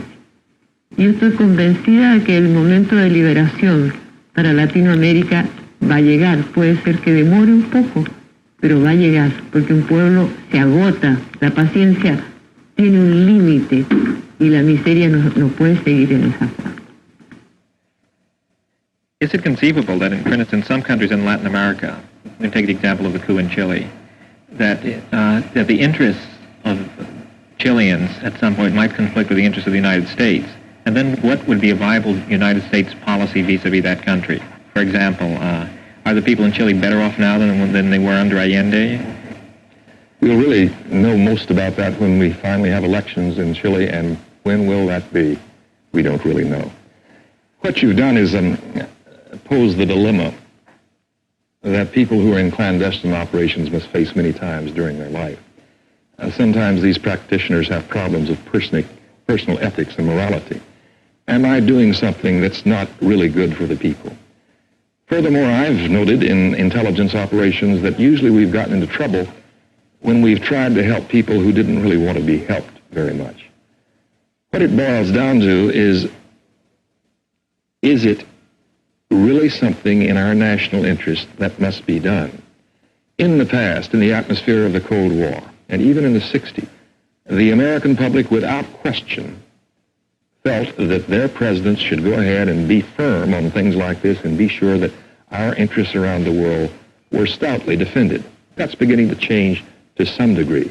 But I'm afraid it all goes back to that Oval Office in the White House and the kind of decisions that are made there, the perceptions that are made there. Otherwise, an intelligence organization or a practitioner of intelligence finds himself in the position of, I don't like this. It really shouldn't be done. My personal opinion is that it's wrong. What do you do then? Do you resign and protest?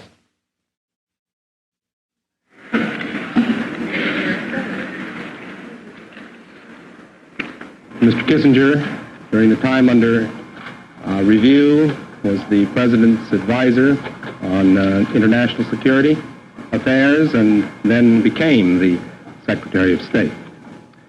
So we needed his testimony to determine what the administration policy was toward Chile in this particular period.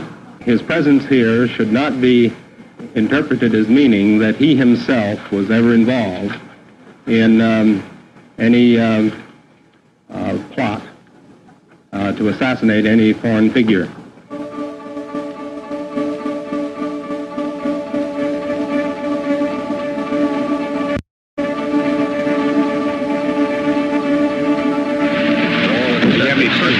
Mr. Helms, to the events of today? If I asked my attorney, I've been instructed to say nothing to you or to anybody else.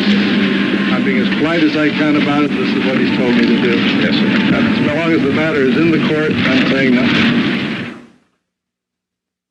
What Helms simply did in this case, when he saw that he was going to be hanged, made a scapegoat, he simply said, all right, here are roughly 100 items in which I'm going to demand discovery on in the process of my defense.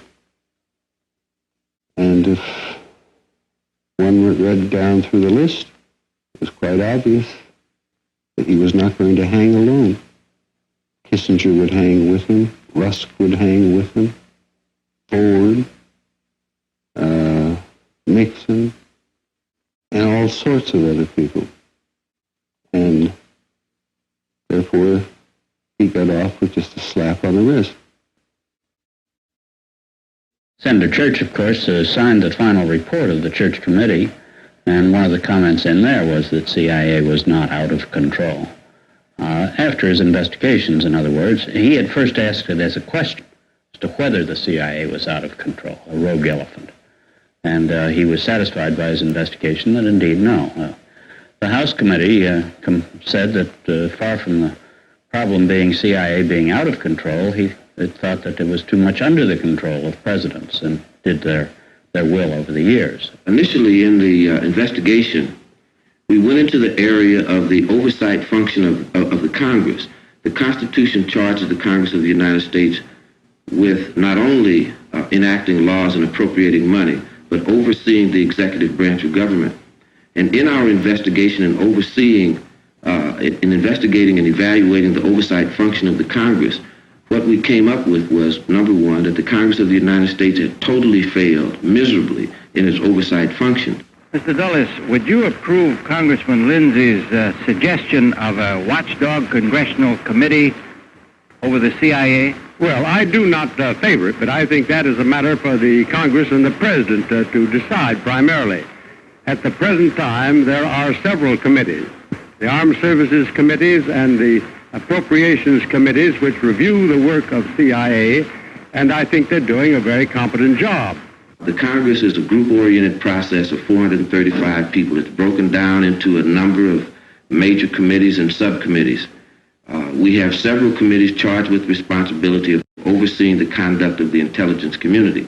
And we saw a pattern established, a pattern where the intelligence community would either brief only the chairperson of the committee with respect to various operations and even abuses.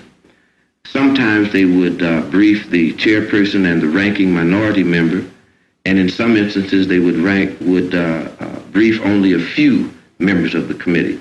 So in a great number of instances, it was not the entire subcommittee that ever was briefed, and I have not recalled at any time historically where the subcommittee, once it had been briefed on questionable acts by the intelligence community, that they ever took that information to their full committee, and we certainly never in history had an extraordinary session of the United States Congress to look at the serious nature of the allegations. I prefer to leave it stand where it is. I can't imagine the British Parliament investigating British B-4. And I can't imagine the French Chamber of Deputies investigating the French Sûreté. And I can't imagine the Russian Presidium investigating the MVD. Why, that's absolutely fantastic to think about. Well, it's a gathering of intelligence secretly. And you've got to use those methods. And when you come out and go examining and exposing and analyzing publicly everything they do, you destroy the CIA. There were a number of them that said quite clearly on the floor of the Senate that they didn't want to know certain things. One senator referred to, if you're going to have an intelligence service, you're going to have to shut your eyes, take what's coming.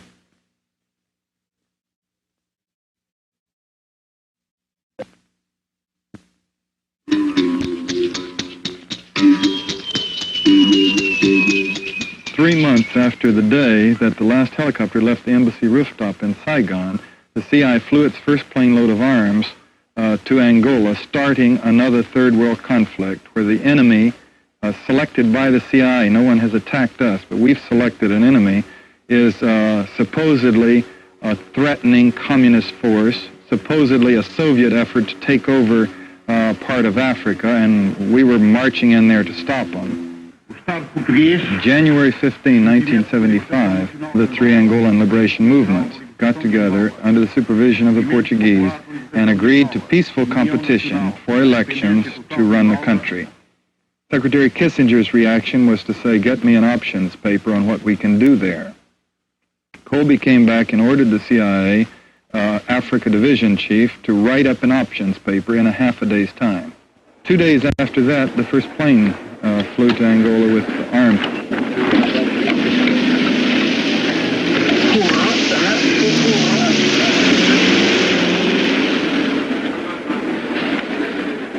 What will the United States do? That is not a subject that I'm free to talk about. Is the United States involved in any way? That is not a subject that I'm free to talk about. Can you deny the report that the CIA has been funneling money into Angola? I'm just not going to talk about that subject. When will the American people find out exactly what is happening over there? I don't know. They wanted to know were any Americans involved in the conflict, and were we sending any arms in despite our denials, and were we involved with South Africa, and were we recruiting the mercenaries who were showing up there? And so then you started recruiting this for the CIA, or were you just working on contract? No, I'm working for FNLA. The FNLA is receiving their money from the CIA. We had it's common knowledge. I'm not blowing smoke on the CIA. I support the CIA and their activities. We had, I can name 24 CIA paramilitary specialists who were inside Angola training and advising and helping to prepare battle plans and installing communications equipment and helping to run the war. Life and death are realities in Angola. I would assume that virtually everyone involved there has some degree of knowledge with respect to what, if any, when, where, why, how, and under what circumstance the United States may or may not be involved in Angola. However, there is one party that has no knowledge of American involvement in war, and that is the United States people, as the people of the United States and their representatives. Now, how do you justify that? The War Powers Act requires that the Congress be informed before the commitment of the United States Armed Forces. In the legislative history leading up to the adoption of that law, the proposal was made that that would include any involvement of any paramilitary or other forces in such activities abroad. That provision was stricken and was not adopted by the Congress in the legislative history. There were 3 foreign white mercenary armies involved in Angola, all 3 of them CIA money and CIA management. Let me tell you why I do it, and because I don't want to wash dishes. I don't want to drive a truck. I don't want to carry a lunch bucket from 8 to 5, 9 to 5, and have a 15-minute coffee break between 10 o'clock and whatever. It just isn't my style. When the adventurers got to Kinshasa, they were briefed by the CIA. They were flown into Angola in CIA aircraft. They were armed with CIA weapons. The leaders were briefed every day with CIA photography of the enemy positions. I'd like to ask you whether or not the CIA or any American government institution or department or agency is involved in recruiting mercenaries in any official or unofficial capacity, directly or indirectly. It depends how you define indirectly. The CIA supported President Julio Roberto with $25 million in cash and $25 million in arms.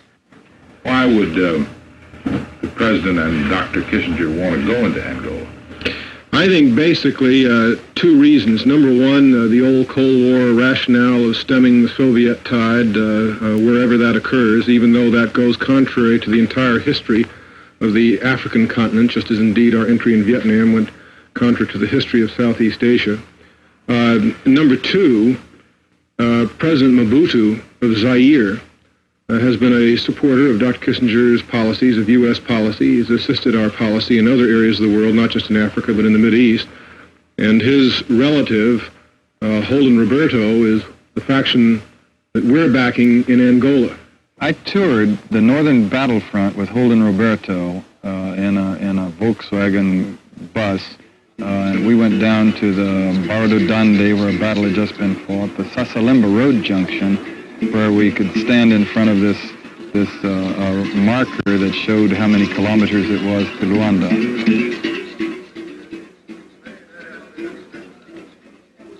By early September, the MPLA, our chosen enemies, were winning, and our allies, the FNLA, particularly in the north, and the UNITA forces in the south, were on the defensive, losing ground. Our solution was to fly in 2 battalions of Zairian paracommandos and C-130 aircraft into the conflict, complete with light armor and light artillery.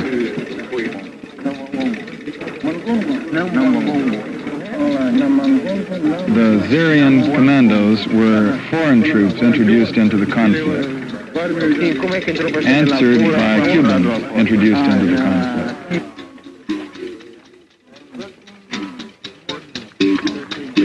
When the Cubans went in, Fidel Castro went on television in Havana and spoke at length of why they had to go in. And he had his ambassador give a speech at the UN General Assembly announcing Cuba's intentions and needs, the reasons they felt it was necessary to go into Angola. The United States was the only major party involved that was lying about what it was doing. This imaginative station chief in Lusaka put out the story in which he reported a totally fictitious scene in which Cuban soldiers had raped some 15-year-old Ovimbundu maidens. And this was the perfect touch. Pure nonsense, very much contradictory of what the Cubans were doing and the way they were conducting themselves in Angola, but the right flavor the CIA would like to play with. And then he kept that going for 3 months. He had these same Cuban soldiers captured in a battle.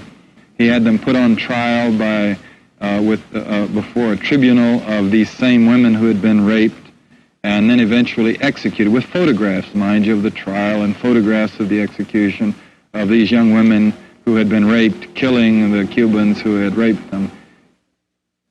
Would you consider the Soviets' involvement in Angola serious, or the Cubans? I think they are very serious about their involvement there. Is it serious? Elaborate on that point, Mr. Cohen. I think the quantity of their assistance indicates that they are very serious about their involvement there. Is the Soviet and Cuban involvement serious enough to warrant some kind of United States aid?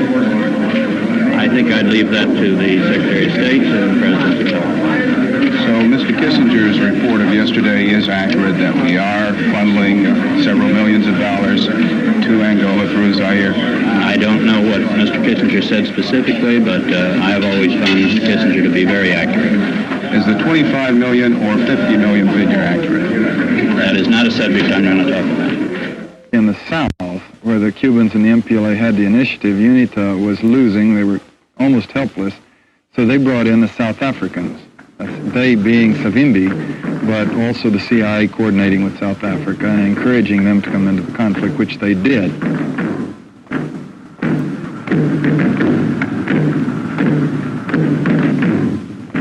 By early November, our CIA managers were beginning to crow a little bit. The Lusaka station sent in a cable saying that in a few days the MPLA's back would be broken. Approaching the 11 November Independence Date, Mobutu's paracommandos tried to attack Luanda, and his task force of 1,500 men in light armor were caught out in the open and shell rocketed with these 122-millimeter rockets. And after that, the United States effort was out of business. It makes no difference whether United States uniforms are in any way in Angola or any other country. But if we are giving money or weapons or providing any other support that results in the death of human beings, then I think to give a technical response to the question is not responsive to the gut issue that I'm raising. CIA and the United States government is in compliance with the decision made by the Congress as to how this question should be answered. The Congress had an opportunity to require more than it did. It did not. It decided not to. And in the course of its decisions, in the course of the laws adopted by the Congress, it clearly left a field for this activity. Senator Clark went on a tour of Africa to confer with all of the Southern Africa heads of state about the Angola conflict, just to be the congressional authority about the validity of the conflict. As he traveled, we began to get reports from each embassy he visited of what he had said to this person or that in the embassy, and it began to seem very clear that he was not sympathetic to what we were doing. So we sent out cables urging everyone to try harder to keep us better informed of what he was finding as he went to the different countries. And then eventually, when he was coming around finally to Kinshasa, we sent a cable ordering the chief of station to see President Mobutu and President Roberto of the FNLA and prepare them on what they should and should not say to Senator Clark about the situation in Angola. The original request by the CIA was for $100 million. That's correct. That's correct. That's my understanding of it. And then when that ran into some opposition, it was dropped down to It was dropped down to the $28 to $35 million figure that we're now talking about. And what you're trying to do is force the CIA to eat what it's already spent. I don't want them, as far as what we've expended in Angola, to consider that money thrown away. That's exactly the way I view it. I just don't want to pay the further price that's going to be attached to any further activity on our part. Colonel Peter McLeese had me fly him up to the presidential palace in Kinshasa, Zaire, President Holden Roberto's palace. We met with 4 CIA agents that informed us to evacuate Angola. They could not resupply us with money or arms because of public opinion in the U.S. President Holden Roberto took a phone call from the State Department, and as far as I know, it was from Henry Kissinger. He had a conversation with Henry, and President Holden Roberto was very upset at the conclusion of the telephone conversation. Could you come tomorrow morning? Could you just explain briefly, sir, what the situation is? Just very briefly. Just 1 minute, sir. Could you just tell us in 1 minute? Let us make it tomorrow morning, okay? President Holden Roberto asked us if we would try to hold out without any support as long as we could. We told him we would. And that's the reason El Salvador turned into an Alamo.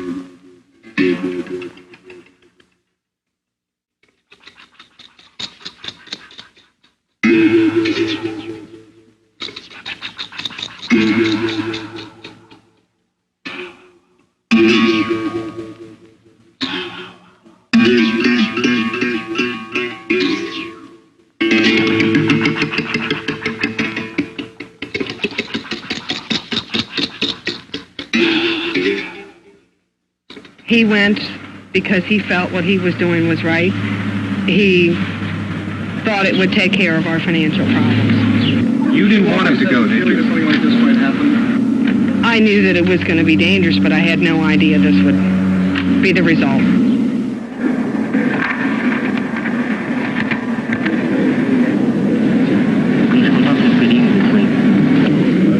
Daniel Montgomery Gerhardt, Pauline Elizabeth Gerhardt. Washington, D.C., the United States.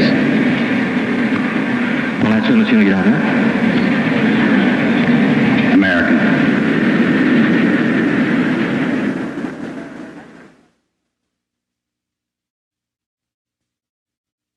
Our son is imprisoned in Angola. He was convicted as a mercenary.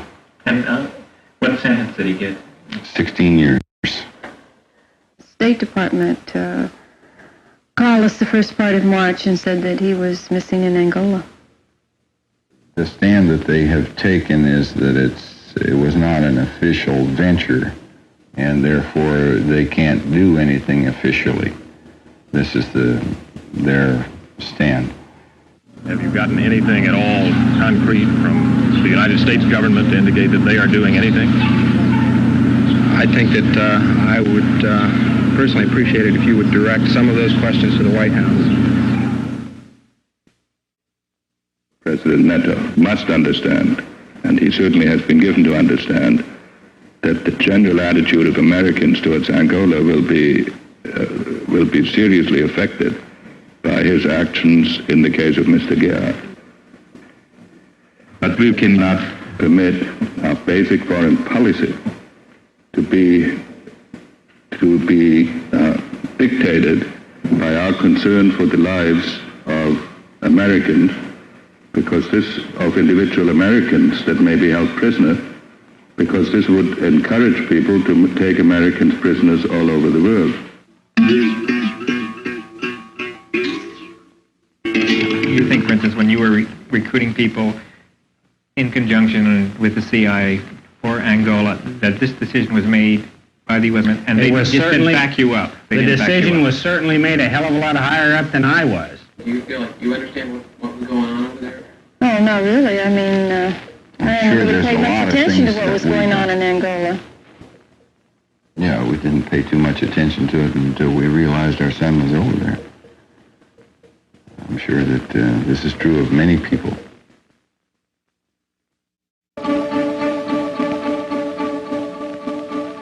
I thought that it was a matter of real concern that planted stories intended to serve a national purpose abroad came home and were circulated here and believed here, because this would mean that the CIA could manipulate the news in the United States by channeling it through some foreign country. And we're looking at that very carefully.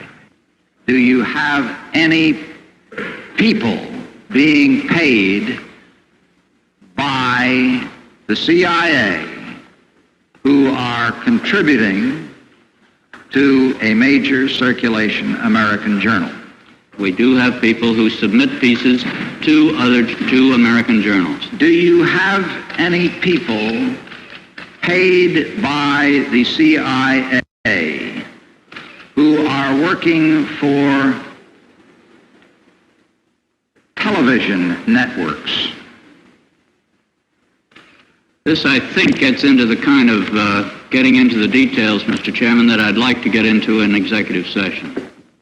At CBS, we had been contacted by the CIA. As a matter of fact, by the time I became the head of the whole news and public affairs operation in 1954, the ships had been established, and I was told about them and asked if I'd carry on with them. We have quite a lot of detailed information, and we will evaluate it, and we will include any evidence of wrongdoing or any evidence of impropriety in our final report and make recommendations.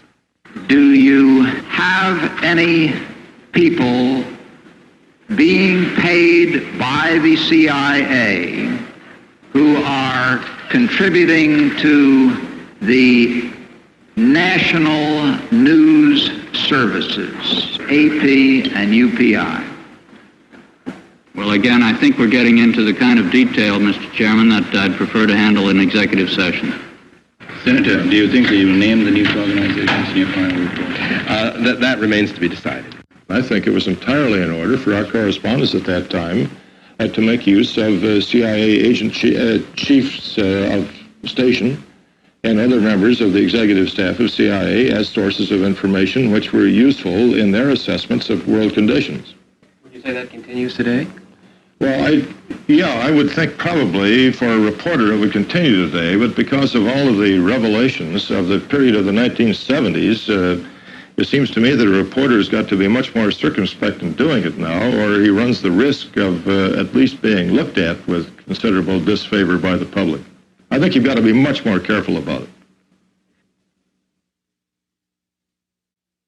I don't think there is any possibility for reform of the CIA. I gave up my hope of this after seeing the poor performance of the Church Committee, which was infiltrated by CIA people and to some extent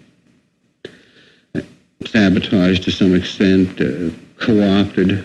I mean, the people that were working on the news media was a CIA guy. There were other CIA people involved. And the CIA officers themselves say, Church didn't get anything we didn't give him. We have government agencies like the Congress, the Senate Committee, for example, to oversee the CIA, talking about the agency now being under control and that the abuses of the past have now been eliminated, as if the agency wasn't under control all along, and as if what they call abuses weren't ordered by presidents. The main argument is not with the agency, which is an instrument for policy execution, but the main argument is with the president and the people outside the CIA who determine the interests which have to be protected and how, who determine American foreign policy and then call upon the CIA and other agencies to execute that policy. When they come to the conclusion, as they have with the exposés on the media, their connections with the media, and with their involvement in drug experiments and so forth, here they knew the information was going to come out. There was no way that they could prevent it. So what they did then was to reveal it themselves, and using their usual deceptive techniques, say, well, that's it, that's the end. We've told you everything, and that's it. There's nothing more. That's all there is to it. And then they just drop the Iron Curtain, and you can't get beyond it. What I would like to know, and I know many other people would like to know too, is not only the history, but the current relations between the CIA and the SAVAK in Iran, for example. Imagine all the Iranians who would like to know that. With the Kopkamtiv in Indonesia. Imagine the 100,000 political prisoners or so in Indonesia right now who are being held without trial and have been some for over 10 years by this security service, which has had its history of relationships with the CIA. Whether the institutional relationship continues with the Korean CIA right now, with the DINA in Chile, with the DOPS and the CODI and the other organizations in Brazil, with the Uruguayan security services, with the Argentine Federal Police there. All of these relationships of the past probably continue today in one degree or another. And I don't see how the Carter administration or any other administration can talk about human rights while these institutional contacts remain and while these services receive, in one degree or another, support, guidance, and encouragement from the CIA. The system is what is wrong. The system is what has to be changed and should be changed so that the president cannot direct these kind of activities and certain congressmen cannot cover for them, and that these men cannot think in those terms of being completely amoral or unethical in the conduct of their business.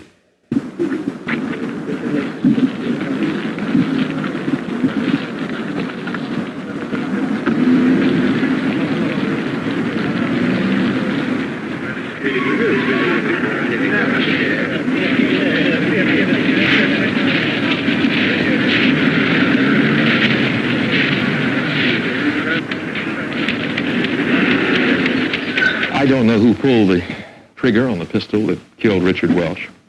I do know that Agee, in a publication in this country, before Richard Welch was killed, said, our job is to obtain the names of all CIA people we can anywhere in the world, obtain a photograph, send them overseas, and see that they're published in a local newspaper, and be sure you give the name and address of their residence. That's what happened in Greece. Agee declared, at the time his book was published, or perhaps even before, in the promotional period, that he was determined to wipe out CIA activity. He felt it was immoral, and one of the best ways to do this was to reveal the names of all the CIA people. We moved the people so that they wouldn't be subject to violence, but we've had such things as that had reported that children have said that their playmates in school have commented about the fact that their fathers are mentioned in this book and so forth. And I just think that's a terrible thing for a man who came in, signed an agreement to keep the secrets that he was going to learn in the process of his employment and then go out and violate that agreement. I just think that's plain wrong, and I think it should be punishable.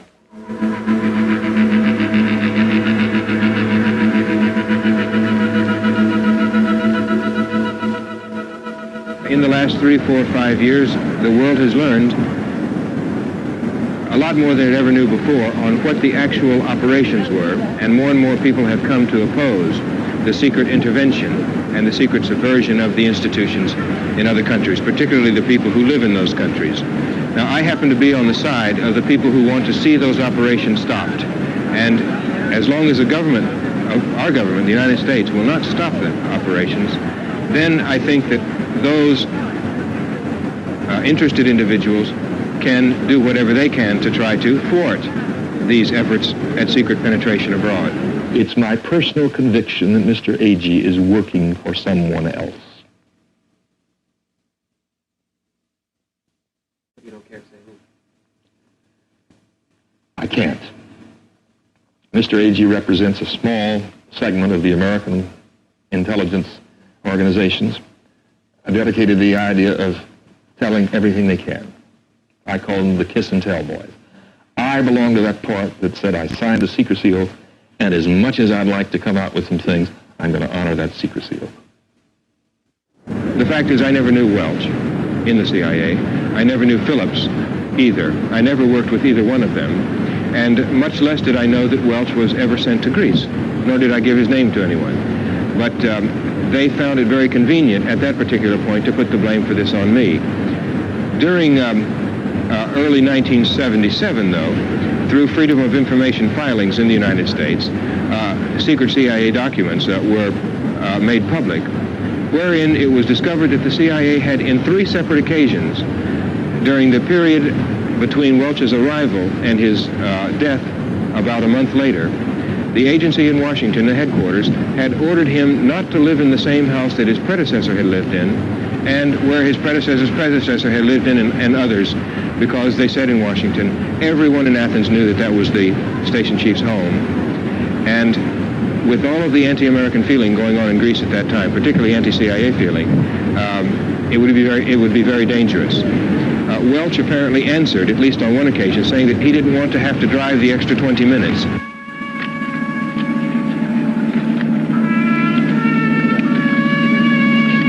He wasn't killed because his name was Richard Welch. He didn't kill simply because he was American, or an American government official, or an American embassy officer. He was killed because of the things that people know that the CIA has been doing in Greece for the last 30 years. And that has been to destabilize every effort of the people to organize themselves for change, to install some form of socialism or another. Not a radical form of socialism necessarily, not communism, simply in order to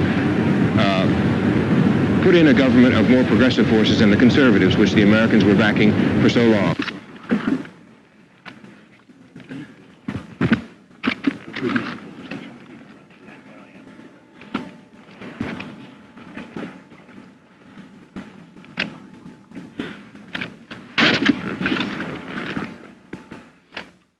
We have managed to go into country after country, the CIA, and promote dictators to take over the country, and with policies of suppressing human rights and abusing the human rights of the people in those countries, so that, take Iran, for example. This is the favorite success story of the CIA, how it installed the Shah in power, encouraged him into power, trained the Savak so he could stay in power.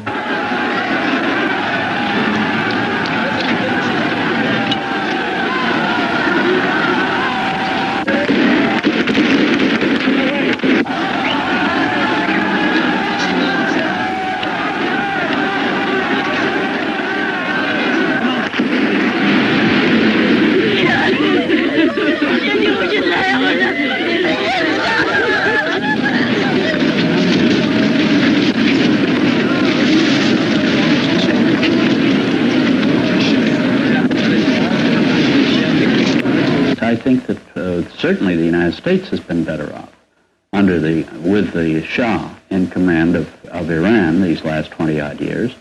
And I believe also the Iranian people have made more progress in their social and economic development in these last 20 years than the alternative of communist totalitarianism. The whole effort of the United States was to keep the Shah in power.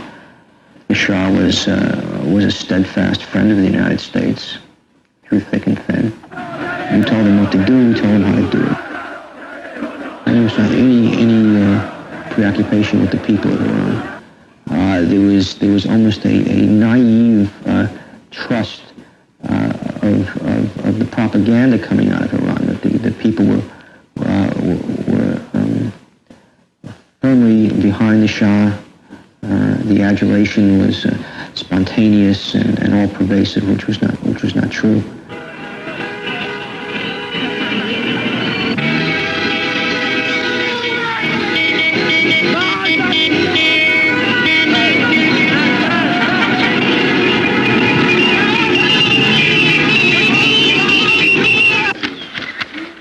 How would you handle the Iranian crisis differently?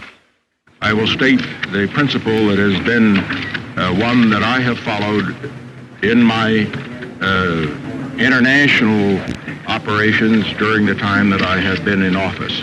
And whether it is in Vietnam or whether it is in Iran, you don't grease the skids for your friends. It was 1953 when it was evident to the Shah that some kind of internal security police force was necessary to keep his opposition in check. He came to the United States, and the CIA in particular. CIA was instrumental organizing SAVAK, the Internal Security Police in Iran. A senior official at the CIA, an official who I worked under, was over for a period of 5 years, organizing and establishing SAVAK. In SAVAK headquarters in Tehran, there were torture rooms. This has been, of course, well documented. I saw any number of reports from people who were tortured, who saw the torture rooms, described them in detail. This was a secret place. Accidentally they found this place, people. And we found it is a place of torture. You can go inside and see it. They used to put the man they wanted to torture in the first floor. And a heat was coming from the cook. And it hit him. And if he wouldn't say anything and resist, they put him in the second floor, which has more heat. And the fourth floor is nobody could resist. It was so hot they would burn him. It's the human hand which was cut off. It was inside the house.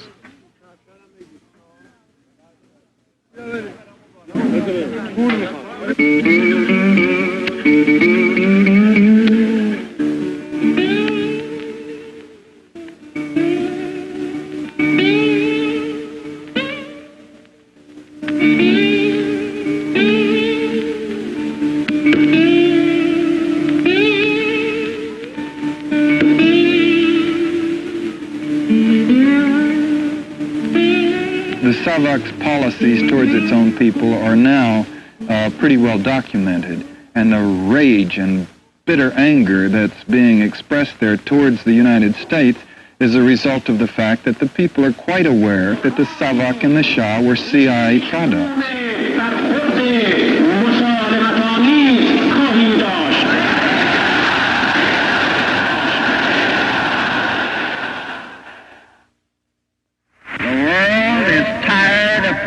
Fanaticism. It is weary of the lies, propaganda, and hysteria created by dictatorships.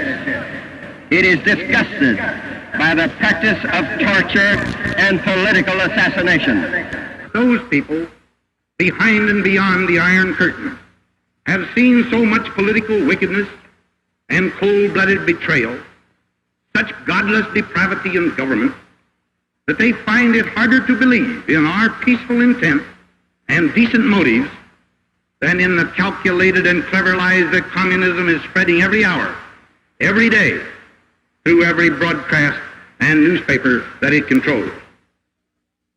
But here in America, we pledge ourselves again to raise high the light of freedom, to carry on the struggle against its enemies in every area, whether those enemies be the Soviet Union, Castro, or poverty and hunger, until freedom burns brightly from the Arctic to Cape Horn, and freedom will shine again in Cuba. It is the lot of those in our intelligence agencies that they should work in silence, sometimes fail in silence, but more often succeed in silence. The rewards can never come in public acclaim, only in the quiet satisfaction of getting on with the job and trying to do well the work that needs to be done in the interest of your nation. Repeat after me, please. I, Stansfield Turner, do solemnly swear. I, Stansfield Turner, do solemnly swear That I will support and defend the Constitution of the United States. that I will support and defend the Constitution of the United States Against all enemies, foreign and domestic. against all enemies, foreign and domestic. That I will well and faithfully discharge That I will well and faithfully discharge the duties of the office on which I am about to enter. the duties of the office on which I am about to enter. So help me God. So help me God. Mr. Director.